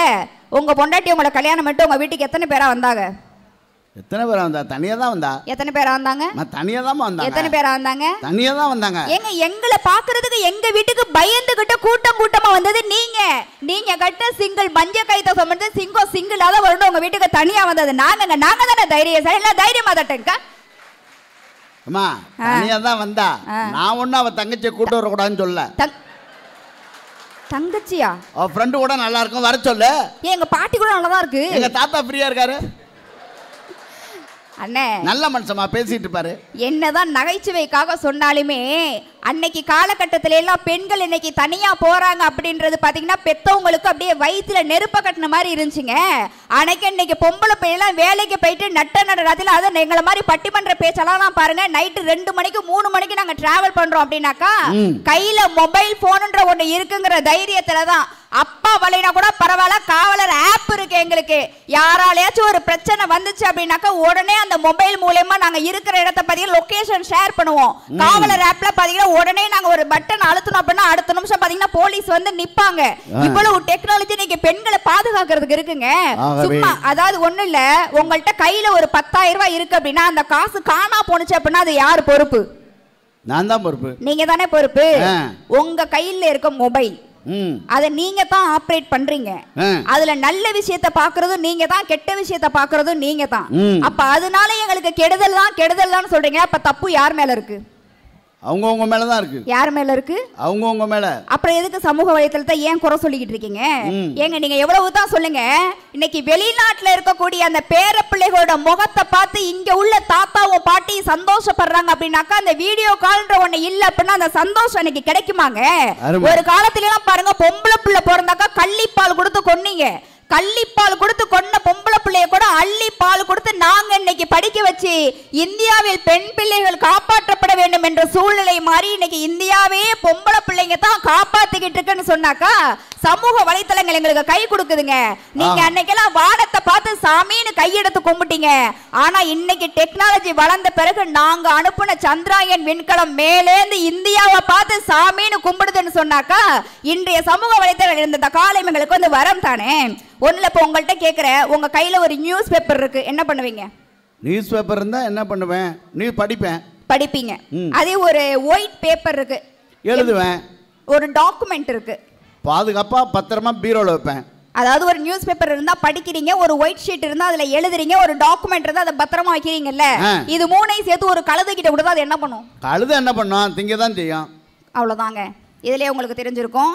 ஏன்னா ஒரு மனுஷனுக்கு ஒரு பேப்பரை எப்படி யூஸ் பண்ணணுங்கிறது தெரியும், கழுதைக்கு அதெல்லாம் தெரியாது. இன்னைக்கு சமூக வலைத்தளங்களை எப்படி யூஸ் பண்ணணும்னு எங்களுக்கு தெரியும், யாருக்கு தெரியாது? அப்ப கழுதைக்கு தெரியாது. அப்ப யார நீ கழுதன்ற? அதை யாரு குறை சொல்ல வந்தாங்க? என்னமோ ஆட தெரியாத சிலுக்கு காலில் சுலுக்குன்னுச்சான். அந்த மாதிரி உங்களுக்கு பயன்படுத்த தெரியல அப்படின்னாக்கா யூ டை ஒய் மீ. எதுக்குங்க எங்களை மாற சொல்லி நீங்க கம்பல் பண்றீங்க? ஒண்ணுல முந்தான முடிச்சுல ஒரு சீன் வரும். அந்த டீச்சர் பாத்தீங்கன்னு சொன்னாங்க, அந்த டீச்சர் எல்லாருக்குமே பிடிக்கும், நடுவருக்கு ரொம்பவே பிடிக்கும். அந்த நான் பிடிக்கும் நீங்க சொன்னா நீ பால போற போங்களுக்கு. அந்த டீச்சர் பாத்தீங்கன்னா பாக்கியராஜ் சார்ட்ட போயிட்டு, சார் இந்த பிரசிடென்ட்டோட பையன் இருக்கான்ல அவனை வந்து பாஸ் போட்டுருங்க அப்படின்னு. மேடம் அவன் ஒழுங்காவே படிக்க மாட்டான், அவனை போய் பாஸ் போட சொல்றீங்க, அதெல்லாம் போட முடியாது அப்படின்னு. சார் இதுக்கு முன்னாடி இருந்த வாத்தியார்லாம் இப்படி தான் பாஸ் போட்டுட்டு இருந்தாங்களா, நீங்களும் போடுங்க சார் அப்படிங்கிற போது உடனே வாத்தியார் சொல்லுவார், பாக்கியராஜ் சார் சொல்லுவாரு, இதுக்கு முன்னாடி இருந்த வாத்தியார் தப்பு பண்ணாருங்கிறதுக்காக எல்லா வாத்தியாரும் தப்பு பண்ணணும்னு அவசியம் இல்லையேன்னு சொல்லுவாரு. அதுக்காக அந்த டீச்சர் சொல்லுவாங்க, ஏதோ ஒரு சித்தி அந்த பிள்ளைய கொடுமைப்படுத்துறதுக்காக எல்லா சித்தியுமே பிள்ளைங்களை கொடுமைப்படுத்துங்கிறது கிடையாதுன்னு சொல்லுவாங்க. ஏதோ ஒரு இடத்துல ஒன்னு ரெண்டு தவறுகள் நடக்குது அப்படிங்கிறதுக்காக ஒட்டுமொத்த சமூக வலைத்தளங்களுமே குற்றம்னு சொல்றத சாபம்னு சொல்றத நாங்க எப்படிங்க ஏத்துக்க முடியும்? பொது தளத்துல வரக்கூடிய ஒரு விஷயங்கள் இந்த சமூகத்தையே புரட்டி போகணும் அப்படின்னாக்கா அதுக்கு ஆரம்பத்துல கொஞ்சம் எதிர்ப்பு வரத்தாங்க செய்யும். ஆரம்பத்துல கம்ப்யூட்டர் வந்தப்ப யாருமே ஏத்துக்கல, இன்னைக்கு கம்ப்யூட்டர் இல்லாம யாருமே வாழ முடியல. ஆண் பாலும் பெண் பாலும் இல்லாமல் ஒரு சமுதாயம் எப்படி சந்தோஷமா இருக்க முடியாதோ அந்த மாதிரி தான் இன்னைக்கு ஆன்லைனும் பென் டிரைவும் இல்லாத சந்தோஷம் இன்னைக்கு சந்தோஷமாவே இருக்காதுங்க. அங்கேருந்து சொன்னாரு, இளையராஜா பாட்டுல என்ன இருக்கு, ஜன்னலோர சீட்ல என்ன இருக்கு? இளையராஜா பாட்டு ஜன்னலோர சீட்டு கேட்டுக்கிட்டு போனவங்களுக்கு மட்டும்தான் அந்த சந்தோஷம் தெரியும். இன்னைக்கு சமூக வலைத்தளங்கள் ஒண்ணு இருக்கிறனால தான் கிராமத்துல இருக்கக்கூடிய எத்தனையோ பேர்களுக்கு இன்னைக்கு நல்ல ஒரு எதிர்காலம் இன்னைக்கு கிடைக்குதுன்னு சொன்னாக்கா, முக்கியமா பெண்கள் இன்னைக்கு சமூகத்துல இன்னைக்கு வெளியில வர தொடங்கி இருக்காங்கன்னு சொன்னாக்கா அதுக்கு காரணமே எங்களுடைய சமூக வலைத்தளங்கள் தாங்க.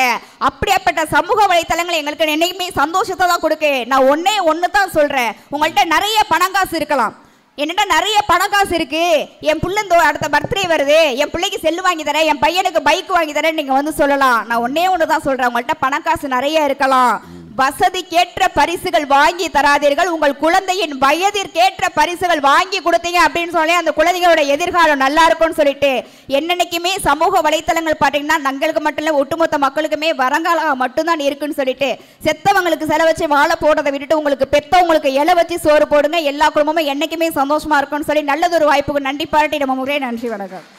அருமை அருமை. இல்லை மிக சிறப்பாக பேசிய யோகதர்ஷினி அவர்களுக்கு ஒரு பெரிய கைத்தட்டை கொடுத்து நம்ம பாராட்டலாம். சமூக அமைப்பில் இன்னைக்கு தீர்க்க முடியாத ஒரு இடத்துல இருக்கு நம்முடைய சமூக வலைதளம். அதை போய் எப்படிங்க நம்ம குறை சொல்ல முடியும்? வேற வாய்ப்பு இல்லை. அதை தெரியாதவங்க சொல்லிட்டு இருக்காங்க. எதையுமே புதுசாக ஒன்று வரும்போது அதை எதிர்க்கத்தான் இந்த சமூகம் செய்யும். அதனால் அது கெட்டதுன்னு ஆயிடாது, அதில் இருக்கிற நல்லதை நாம் எடுத்துக்கொள்ள வேண்டும் அப்படின்னு ரொம்ப அழகாக பேசியிருக்காங்க. அதற்கெல்லாம் பதில் சொல்ல வருகிறார் பவித்ரா அவர்கள். பொன்னின் குவை எனக்கு வேண்டியதில்லை, என்னை போற்றும் புகழ் எனக்கு வேண்டியதில்லை, மன்னன் முடி எனக்கு வேண்டியதில்லை, அந்த மாறன் அழகனுக்கு வேண்டியதில்லை, கன்னி தமிழனுக்கு வேணுமே எடா, உயர் கம்பன் கவியனுக்கு வேணுமே எடா, தின்ன தமிழனுக்கு வேணுமே எடா, தின்று செத்து கிடக்க தமிழ் வேணுமே எடா, சாகும் போதும் தமிழ் படித்து சாக வேண்டும் என்றன் சாம்பலும் தமிழ் மணந்து வேக வேண்டும் என்கின்ற சச்சிதானந்தனுடைய வரிகளுக்கு ஏற்ப நடுவர் அவர்களே சில ஊர்ல பேச்ச ரசிப்பாங்க, அதாவது இயல். சில ஊர்ல பாட்டை ரசிப்பாங்க, அதாவது இசை. சரி. சில ஊர்ல நாடகங்களை ரசிப்பாங்க. ஆனா இயல், இசை, நாடகம் என்ற முத்தமிழையும் ஒன்றாக்கி தமிழுக்கு ஒரு பெரும் ரசிகர் கூட்டமே இருக்குன்னு சொன்னா அது வடலூர்பேட்டை தான். ஆஹா ஆஹா. போகும்போது அந்த முக்கில் உனக்கு ஒரு செலவு வைக்க சொல்றேன். ஆமா நடுவர் அவர்களே, அருமையான தலைப்பு கொடுத்திருக்கீங்க. உண்மையா சொல்ற நடுவர் அவர்களே, சில பேரோட பேருக்கும் ஆளுக்கும் பொருத்தமே இல்லாம இருப்பாங்க. சரி, பாத்திருக்கீங்களா? முடியரசன்னு பேர் வச்சிருப்பான், மண்டையில 3 முடி முக்கத்துல நிக்கும். அழகின்னு பேர் வச்சிருக்கும், பார்த்தா அருக்காணி மாதிரியே இருக்கும். இன்னும் பார்த்தோம்னா சுப்பிரமணியன்னு பேர் வச்சிருப்பான், ஒரு மணியும் இல்லாம சுப்பிரமணியமும் இல்லாம ஒரு சம்பந்தமே, பேருக்கு அவனுக்கு சம்பந்தமே இருக்காது. சரி, அதே மாதிரி வரம் அப்படிங்கிற தலைப்புக்கு சம்பந்தமே இல்லாத 2 பேரை கூட்டிட்டு வந்து உட்கார வச்சு வரம்னு பேச சொல்ல வச்சிருக்கீங்களே நடுவர்களே, நான் என்ன கேக்குறேன், வாழ்க்கையில புலம்பல் இருக்க கூடாதுன்னா அது நடக்க வேண்டிய நேரத்துல நடந்திருக்கணும். 30 வயசாச்சு, இதுல சமூக ஊடகங்கள் வரம்னு பேச வந்திருக்காரு. சரி, எத்தனை சமூக ஊடகங்கள்ல பயன்படுத்திட்டு இருக்காரு? எதையாவது ஒண்ணு ஒரு பொண்ணை பார்த்து கல்யாணம் பண்ணிக்கிட்டு போவாரா? அதை விட்டுட்டு இங்க வந்து கல்யாணம் ஆகலன்னு புலம்னா நாங்க என்ன பண்ண முடியும்? இல்ல, அவர் நிறைய பொண்ணா பார்த்துட்டு இருக்காரு, அதான் பிரச்சனை. ஒவ்வொரு சேனல்லையும் ஒரு பொண்ணு வந்து சொல்லுது, என்ன பண்ண முடியும்? ஆமா, அதுலயே நடுவர் அவர்களே, உண்மையா சொல்ற நடுவர் அவர்களே, இன்னைக்கு காலம் எப்படி தெரியுமா மாறி போச்சு? சாப்பிடுறதுக்கு துட்டு இல்லனா கூட கவலைப்பட மாட்டேங்கிறான். ஆனா ஒரு நாளைக்கு 1.5 GB நெட் இல்லனா படுற பாடு இருக்கே, ஐயோ. ரசிகர் கூட்டம் அதிகமா இருக்குமா உனக்கு? ஆமா நடுவர் அவர்களே, காலையில எந்திரிச்சு வாயை திறக்கிறோமோ இல்லையோ, இன்னைக்கு எல்லாம் வாட்ஸ்அப்ப திறக்கிறோம். அதுலயும் நடுவர் அவர்களே, இந்த வாட்ஸ்அப் ஸ்டேட்டஸ்னு ஒண்ணு போடுறாங்க. இன்னும் சிம்பிளா சொல்லுமா, பல்லு தேய்க்கிறானோ இல்லையோ செல்ல தேய்க்கிறான் உடனே. ஆமா நடுவர் அவர்களே, அதுலயும் இந்த வாட்ஸ்அப் ஸ்டேட்டஸ்னு ஒண்ணு கண்டுபிடிச்சு அதுல பண்ற அக்க போற நாகமுத்து பாண்டியன் அண்ணா சொன்ன மாதிரி அம்மாவுக்கு ஒரு கூட தண்ணி கூட கொண்டு வந்து கொடுக்க மாட்டான்.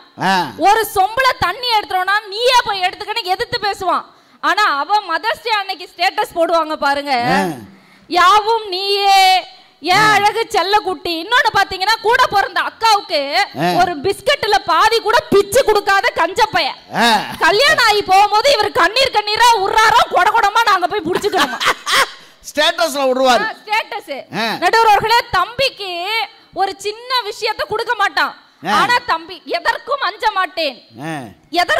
மாட்டேன்னு சொல்லி தம்பியை பத்தி ஸ்டேட்டஸ் போடுவான். நான் என்ன நினைக்க கேக்குறேன், வாழ்க்கையில ஒரு ஸ்டேட்டஸுக்கு வர்றதுக்கு வழி என்னன்னு பார்க்காம வாட்ஸ்அப்ல ஸ்டேட்டஸ் போறதுதான் வாழ்க்கையாவே நினைச்சுக்கிட்டு இருக்க இந்த இளைய தலைமுறையா வரம்னு பேசுறீங்க. நினைச்சு பார்க்கணும் நடுவர் அவர்களே, Facebookல இருக்கிறது பெரிய சாதனை கிடையாது. ஓ ஃபேஸ 4 பேர் மனசுல ஞாபகம் இருக்கிற மாதிரி நீ ஏதாவது பண்ணிருக்கியா? அதுதான் நடுவர் அவர்களே யோசிச்சு பார்க்கணும்.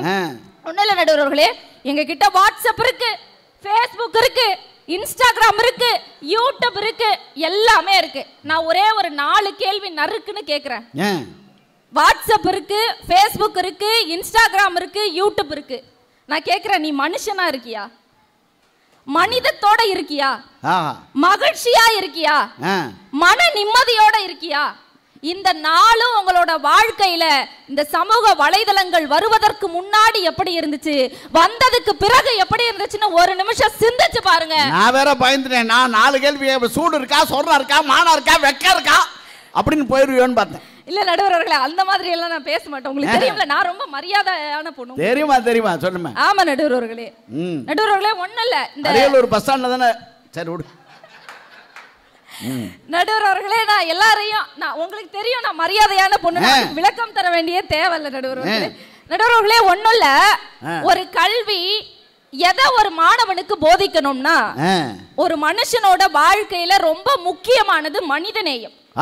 அந்த மனிதநேயம் இந்த செல்போன் வந்ததுக்கு அப்புறம் உயிரோட இருக்கா அப்படின்றது பெரிய கேள்வி. ஒண்ணும் இல்ல நடுவர் அவர்களே, ஒரு சின்ன கதை சொல்றேன். ஒரு கப்பல்ல 4 மீனவர்கள் மீன் பிடிக்க போறாங்க. சரி, 4 மீனவர்கள் கப்பல்ல மீன் பிடிக்க போகும்போது கப்பல் பழுதாகி நடுக்கடல்லையே கப்பல் மாட்டிக்குது நடுவர் அவர்கள். சரி, சமைச்சு சாப்பிடுறதுக்கு கொஞ்சோண்டு அரிசி தான் எடுத்துட்டு போயிருக்காங்க. ஆனா சமைச்சா ஆளுக்கு 1/2 தட்டு சோறு கூட வரல. அந்த கப்பல்ல 4 பேர் தான் இருக்காங்கன்னு உலகமே நினைச்சுக்கிட்டு இருக்க போது அந்த கப்பல்ல 5ஆவதா ஒரு உயிர் இருந்துச்சு. அது என்ன உயிர்னு பார்த்தா ஒரு எலி நடுவர் அவர்களே. அந்த 1/2 தட்டு சோற்றையும் பிரித்து 4வரும் சமமாக பிரித்து அந்த எலிக்கு கொடுத்து எலியோட உயிரையும் காப்பாற்றினார்கள்னு சொன்னா, சின்னதா ஒரு உயிர் தானேன்னு சொல்லி நம்ம விட்டுறக்கூடாது. அதுக்குதான் அழகா கவிதை சொல்லியிருப்பாங்க. தனக்காக சிந்துகிற கண்ணீர் தன்னை மட்டும் தான் சுத்திகரிக்கிறது. தனக்காக சிந்துகிற கண்ணீர் தன்னை மட்டும்தான் சுத்திகரிக்கிறது. அடுத்த ஒரு உயிருக்காக சிந்துகிற கண்ணீர் தான் இந்த அகிலத்தையே சுத்திகரிக்கிறது எழுதுறாங்கன்னா அழகை. அடுத்த ஒரு உயிருக்காக கண்ணீர் சிந்தனம்ங்க வாழ்க்கையில.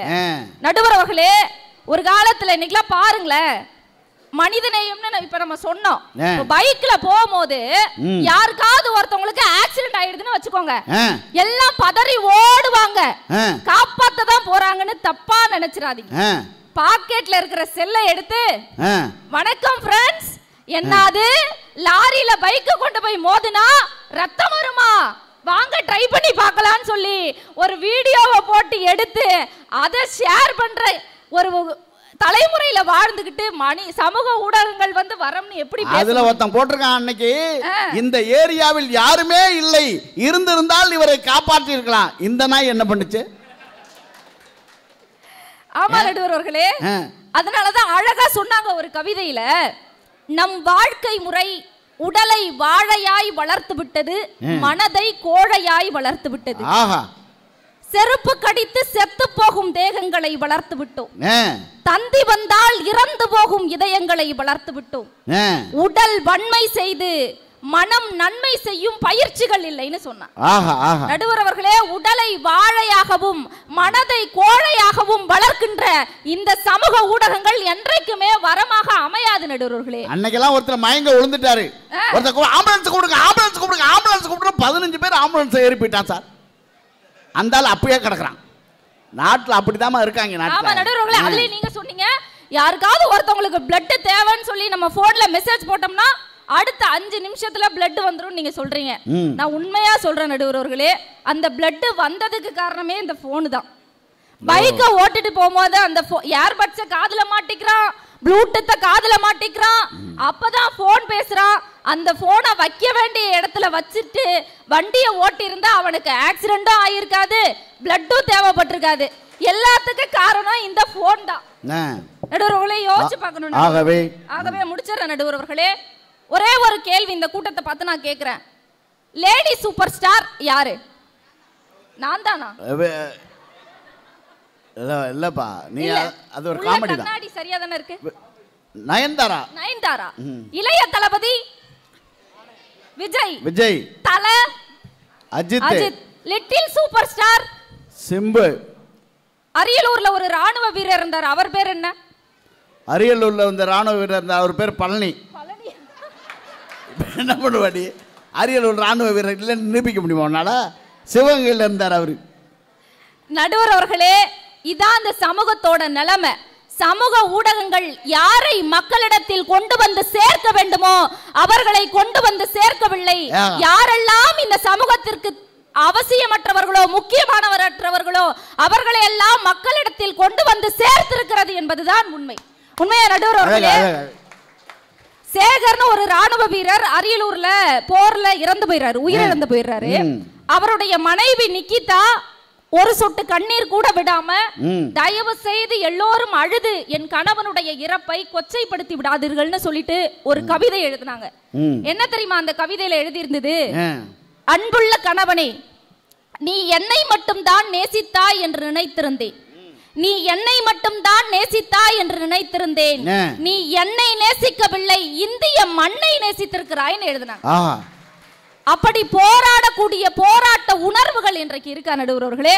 எந்த ஒரு பிரச்சனையை எடுத்துக்கிட்டாலும் வாட்ஸ்அப்ல ஸ்டேட்டஸ் வைக்கிறதும் சமூக வலைதளங்கள்ல ஷேர் பண்றது மட்டும்தான் போராட்டம்னு நினைச்சுக்கிட்டு இருக்க இளைய தலைமுறைகள் இருக்கு. ஒன்றை நன்றாக புரிந்து கொள்ளுங்கள், எல்லோரும் இணைந்து போராட்ட களத்தில் போராடுவதுதான் போராட்டமே தவிர இணையதளத்தில் போராடுவது அல்ல போராட்டம்ன்றத மனசுல வச்சுக்கிட்டு நடுவர் அவர்களே, காலையில எந்திரிக்கும் போது செல்போனோட எந்திரிக்கிறோம், செல்போனோட பேசுறோம், செல்போனோட சாப்பிடுறோம், செல்போனோட தூங்குறோம், செல்போனோட குடும்பம் நடத்துறோம். ஆனா வாழ்க்கையில நாம இறந்து போகும்போது 4 செல்போன் சேர்ந்து தூக்கி நம்மளை சுடுகாட்டுக்கு கொண்டு போவாதுங்கிறத மனசுல வச்சுக்கிட்டு கடைசி காலத்துல தாங்கி பிடிக்க 4 மனிதர்களை சேர்த்து வைத்துக் கொள்ளுங்கள் என்று சொல்லி வாய்ப்பளித்தமைக்கும் வாய்மொழி கேட்டமைக்கும் நன்றி பாராட்டி விடைபெறுகிறேன். நன்றி, வணக்கம். வணக்கம். அருமை. மிக சிறப்பாக பேசிய அரியலூர் பவித்ரா அவர்களுக்கு ஒரு பெரிய கைத்தட்டல் கொடுத்து பாராட்டலாம். என்ன சிறப்புன்னா, இப்போ சொல்கிறான், ஃபேஸ்புக்கில் எனக்கு 5000 ஃபாலோவர்ஸ் இருக்காங்க. எங்கள் ஊர்லலாம் ஒரு பொண்ணை 5 பேர் ஃபாலோ பண்ணாலே அறுவாள் எடுத்துகிட்டு வருவாங்க. அந்த பிள்ளைக்கு 5000 ஃபாலோவர்ஸ் இருக்கான் ஃபேஸ்புக்கில், இன்ஸ்டாவில். இப்போ உண்மை தானே? மாதா பிதா குரு தெய்வம் உண்மை தானேங்க? அப்படி தானேங்க சொன்னாங்க அன்றைக்கி சரஸ்வதி பூஜைங்க. ஒருத்தன் வந்து மாதா பிதா குரு தெய்வம் புத்தகத்துக்கு எல்லாம் போன வைக்கிறான் சார். ஏண்டாங்கிறேன், இப்போ மாற்றியாச்சு சார், மாதா பிதா கூகுள் தெய்வம்.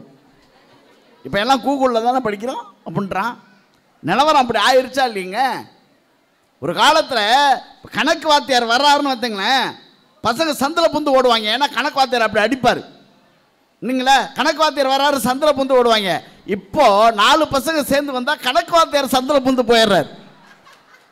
ஏதாவது வெடிகுண்டு கிட்டு வச்சுருந்தா என்ன பண்ணுறது? இன்னைக்கு நாட்டில் நிலவரம் அப்படி இருக்குது சார். இப்போ ஆசிரியர்களை மதித்த சமூகம் அந்த காலத்தில் இருந்தது. ஆனால் இன்றைக்கி எப்படி இருக்கான்? எல்லாம் ஃபேஸ்புக் பார்க்குறதான், வாட்ஸ்அப் பார்க்குறான். இதில் இருக்கிற அறிவையே பெரிய அறிவுன்னு இவனாக நினச்சிக்கிறான் இல்லையா? இங்கே யோசிச்சு பாருங்க, இதுவே பெரிய அறிவு அப்படின்னு அவன் நினச்சதுனால பக்கத்து வீட்டுக்காரன் சார் சார் உங்களை ஃபேஸ்புக்கில் பார்த்தேன், இன்ஸ்டாவில் பார்த்தேன், ட்விட்டரில் பார்த்தேங்கிறான். ஜன்னலை திறந்து தான் பார்த்துருக்கலாம்.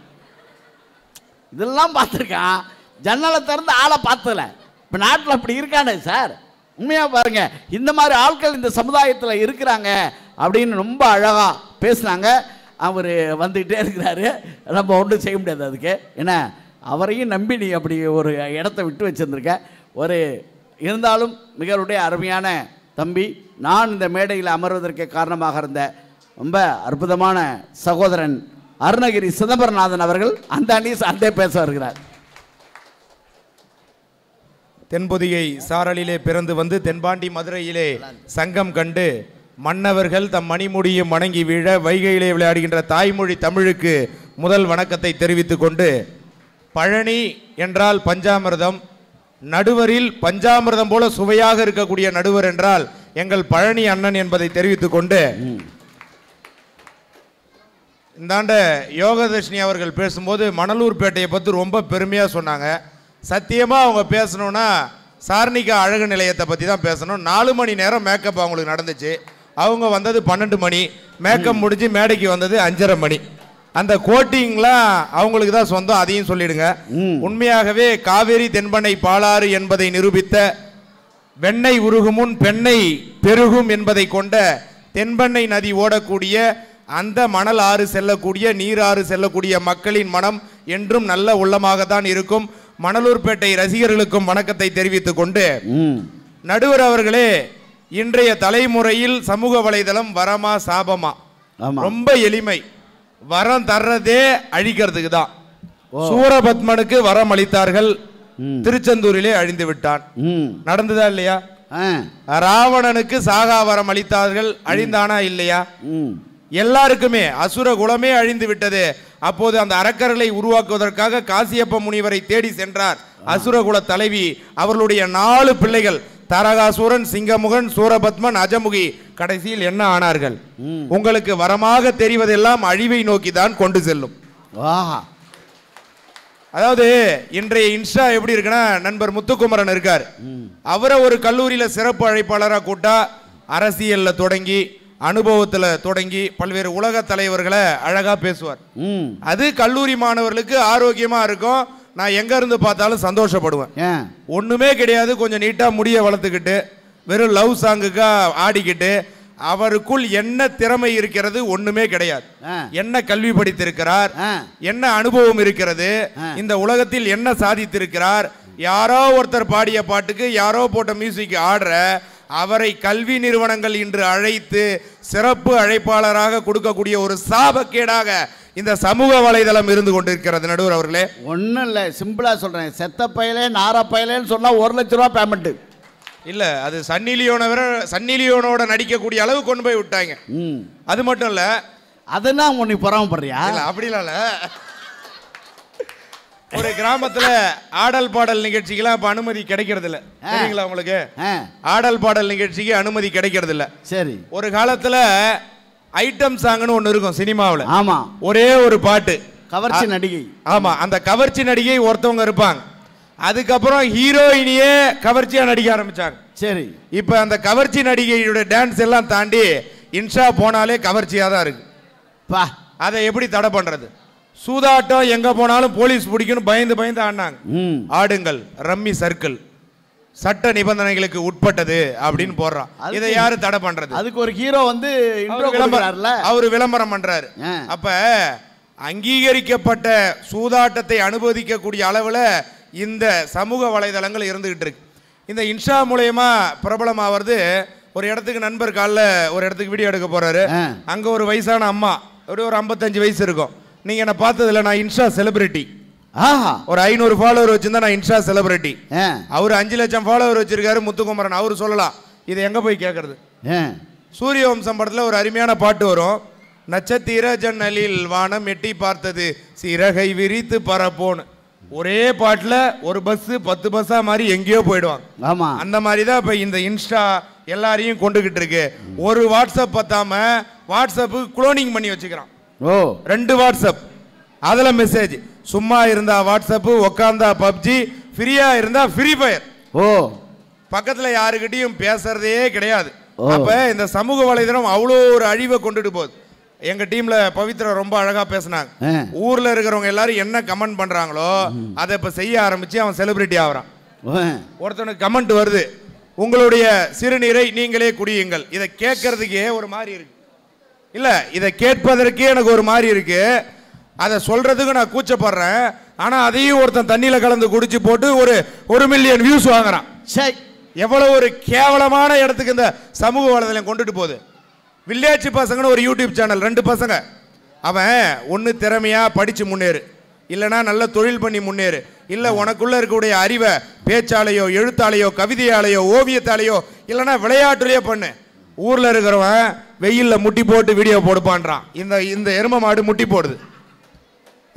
உங்க நண்பருக்கு பொம்பளை வேஷம் போட்டு பொண்ணு பார்க்குற மாதிரி போங்க, இது 2ம் பொண்ணு பார்க்குற மாதிரி வீடியோ போடுது.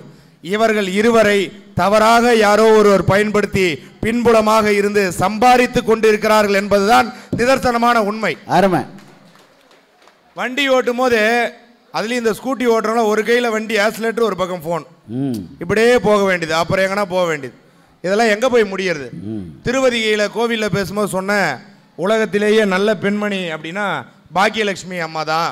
நல்ல மனைவியா இருக்காங்க, நல்ல மருமகளா இருக்காங்க, நல்ல மாமியாரா இருக்காங்க, நல்ல அம்மாவா இருக்காங்க, நல்ல பாட்டியா இருக்கிறாங்க அப்படின்னு சொல்லிட்டு பெருமையா சொல்லிட்டு பாக்கியலட்சுமி பாருங்கன்னு சொல்லிட்டு வந்தேன்.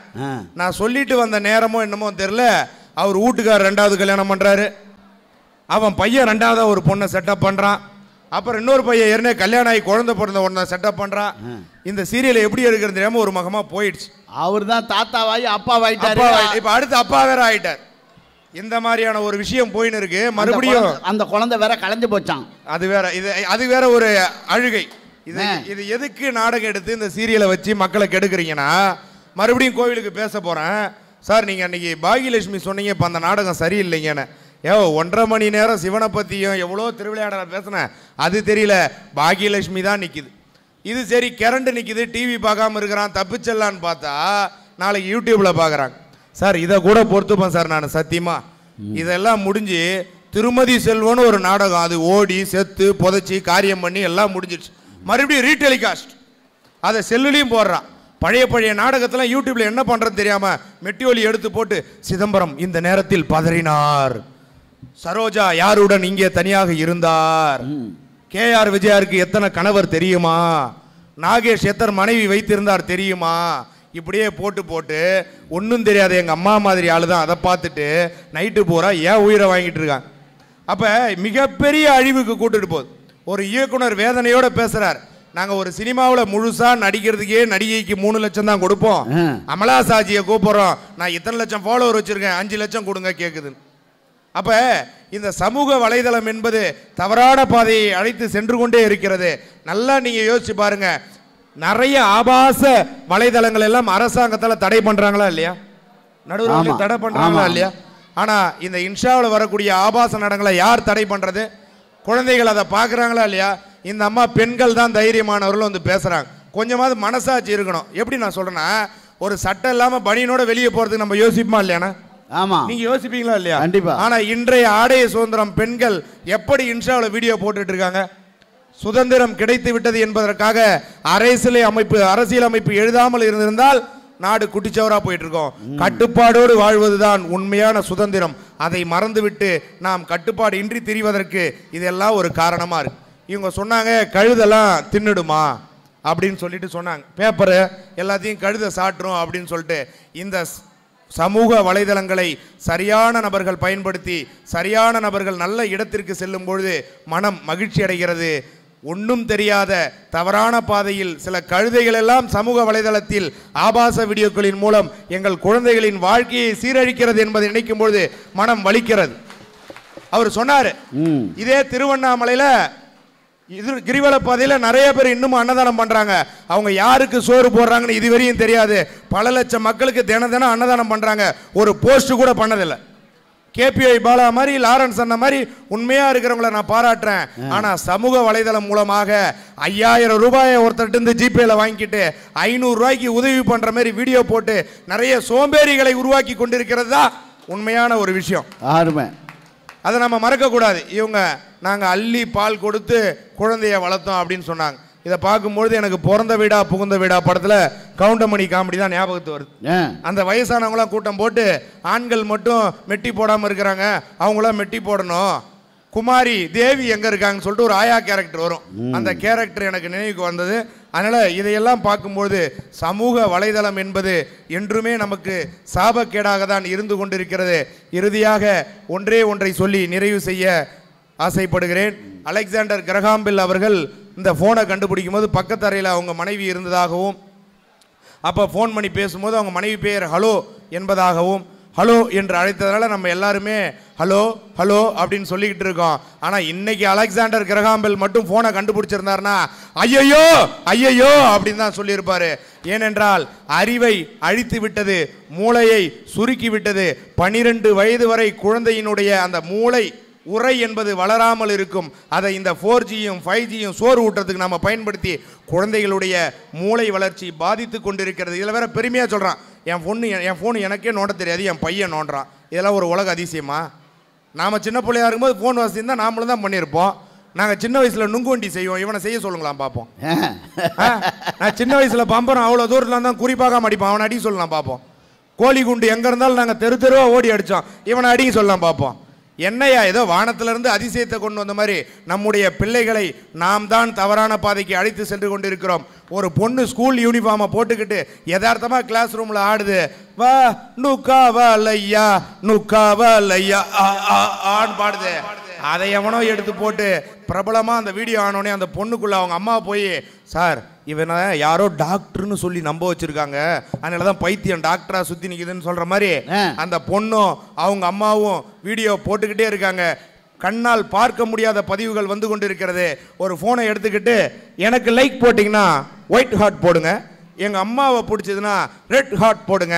கமெண்ட்டில் போய் பார்த்தீங்கன்னா அதாவது காதில் கேட்க முடியாத அளவுக்கு ஆபாச வார்த்தைகளால் அந்த குழந்தையுடைய மனம் பாதிக்கக்கூடிய அளவிற்கு அந்த கமெண்ட் இருந்துட்டு இருக்கு.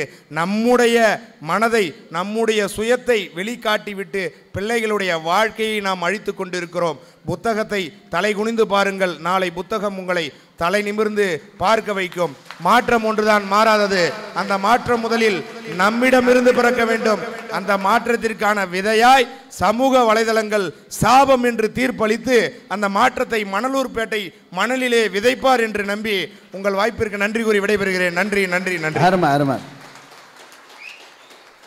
அன்னை நர்சிங் காலேஜ், மல்லி ஜுவல்லர்ஸ், மெர்சிஸ் ஐஸ்கிரீம், தீபலட்சுமி மெட்ரிகுலேஷன் பள்ளி, ஸ்டார் மோட்டார்ஸ், கூட்டாஞ்சோறு, சிவசக்தி மொபைல்ஸ், சரணிகாஸ் பெண்கள் அழகு நிலையம், Ammu hardwares, Tamil Nadu steel and cement, இந்த இத்தனை ஸ்பான்சர்ஸும் இணைந்து ஒரு அருமையான நிகழ்வை சீரோடும் சிறப்போடும் எழிலோடும் ஏற்றத்தோடும் பண்பாட்டோடும் இங்கே நடத்தி ஒரு 5 பேச்சாளர்கள், அதில் ஒருத்தர் வரல, நம்ம ஒன்றும் செய்யலை. ஆனால் உண்மையாகவே மிக அருமையாக பேசிய 5 பேச்சாளருக்கும் ஒரு பெரிய கைத்தட்டை கொடுத்து நீங்கள் பாராட்டலாம். ஒரே ஒரு 2 நிமிஷத்தில் ஒரு தீர்ப்பு சொல்ல போகிறேன், ஏன்னா எல்லோரும் ஒன்றா போயிடுவோம். ஒரே ஒரு விஷயந்தான், அவர் கேட்டதில் ரொம்ப அழகான ஒரு கேள்வி இருக்குது. என்ன கேள்வின்னா, இளைஞர்களை குழந்தைகளை இது பாதிச்சுக்கிட்டே இருக்கு. ஆனால் நம்ம வந்து அதை வந்து அது கையில் கொடுத்துட்டு சோறு ஊட்டுறதை பெருமையாக நினைக்கிறோம். என் பிள்ளை செல்லு வச்சுருந்தா சாப்பிட்டோம். அன்றைக்கெல்லாம் ஒரு அக்கா டிவியை பார்த்துக்கிட்டே குழந்தைக்கு சோறு விட்டே இருக்கு. அவன் சாப்பிடாம கத்துறான். ஏன்டா கத்துறான்னு எட்டி பார்த்தா வாயில் வைக்காமல் மூக்கில் வச்சு திணிக்குது. தின்னுடா, தின்னு தொலை. இப்போ நாட்டில் நிலவரம் என்ன ஆயிடுச்சு இன்னைக்கு? உண்மை தானே? இப்போ மண்ணில் விளையாண்டோம் நாம், இல்லைங்களா? மண்ணில் விளையாண்டோம், உடம்பு அழுக்கானுச்சு இல்லையா? உண்மையாக சொல்லப்போனால் நான்லாம் சட்டை நிறைய மண்ணோடு வந்தேன்னா எங்கள் அம்மா முதல்ல எண்ணெயை துவைச்சிட்டு தான் சட்டையே துவைக்கும். சட்டையில் அழுக்காக இருக்கான் பாரு அப்படின்னு போட்டு பிரித்து எடுத்துரும். இப்போ அன்றைக்கி ஒரு விளம்பரம் பார்க்குறேன், அழுக்கு போரே போ போரே போ, கரை ரொம்ப நல்லது, அரை தான் ரொம்ப நல்லது. யோசிச்சு பாருங்க, துவைக்கிற அம்மாவுக்கு தாண்டா தெரியும் கரை ரொம்ப நல்லதான். போடுறானா இல்லையாங்க சார் விளம்பரம்? ஒரு ஹாஸ்பிட்டல் விளம்பரம் போடுறான், நாங்கள் இருக்கோம் நீங்கள் வாங்க, நாங்கள் இருக்கிறோம் நீங்கள் வாங்க. நான் வந்தால் நீ இருப்படா, நான் இருப்பேனா முதல்ல? ஏன்னா எவ்வளோ மோசமாக போடுறான் சார். 4 கடைக்கு போங்க நம்ம கடைக்கு வாங்க, 4 கடைக்கு போங்க நம்ம கடைக்கு வாங்க. ஒரு விளம்பரம் போட்டாங்க. ஒரு திருடன் 4 கடைக்கு போயிட்டு அங்கே பாதுகாப்பாக இருக்குன்னு ஒரு கடையில் ஓட்டையை போட்டு ஆட்டையை போட்டான், லலிதா ஜுவல்லரியில். அப்புறம் கடைசியாக விசாரித்தா தான் தெரிஞ்சுது அங்கெல்லாம் பாதுகாப்பாக இருந்தது, அதனால தான் இங்கே வந்திருக்கேன் இருக்கான்.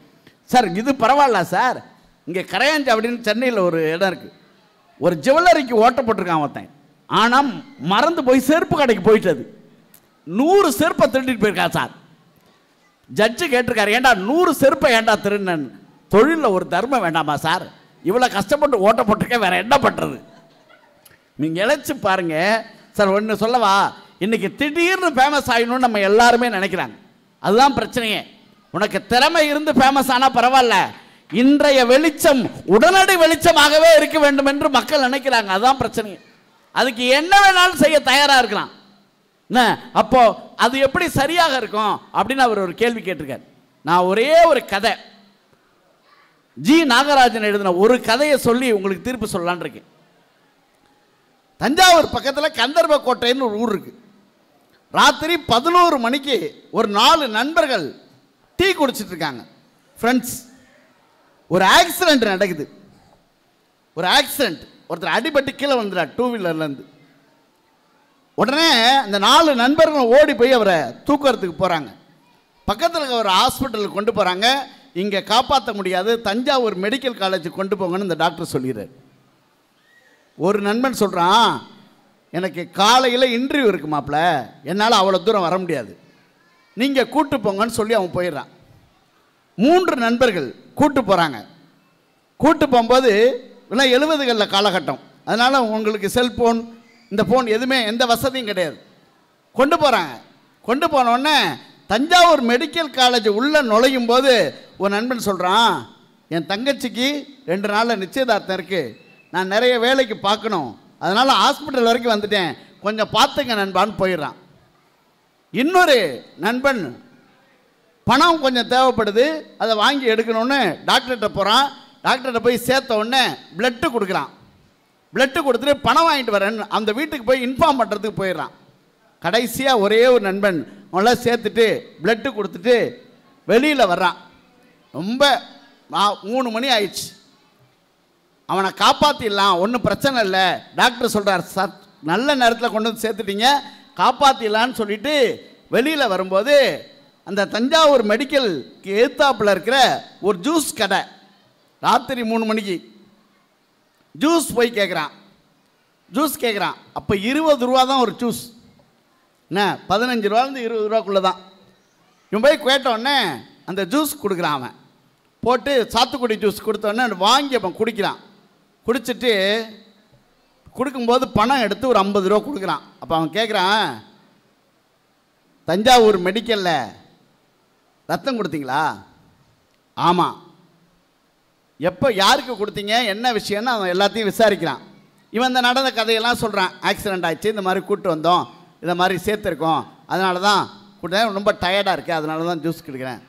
காசு வேணாம் சார் நீங்கள் போங்கன்றான். காசு வேணாம் சார் நீங்கள் போங்கன்றான். இல்லை சார் பரவாயில்ல நீங்கள் காசு வாங்கிங்க அப்படின்னு அவர் சொல்கிறார். அதுக்கு அவன் சொன்னானா, நள்ளிரவில் தஞ்சாவூர் மெடிக்கல் காலேஜில், நள்ளிரவில் மட்டும் இல்லை எந்த நேரத்துலையும் தஞ்சாவூர் மெடிக்கல் காலேஜில் இந்த மாதிரி ஒரு ஆக்சிடெண்ட்டுக்கு கொண்டு வந்து யாராவது சேர்த்துட்டு வந்து ஜூஸ் கேட்டால் 32 வருஷமாக நாங்கள் அவங்கள்ட்ட காசு வாங்கிறது இல்லை சார் சொன்னோம். யோசிச்சு பாருங்க. அந்த கதையின் பேர் என்ன தெரியுமா? கர்வம். அவனுக்கு ஒரு பெரிய இருமாப்பு இருந்துதான். என்ன இருமாப்பு தெரியுமா?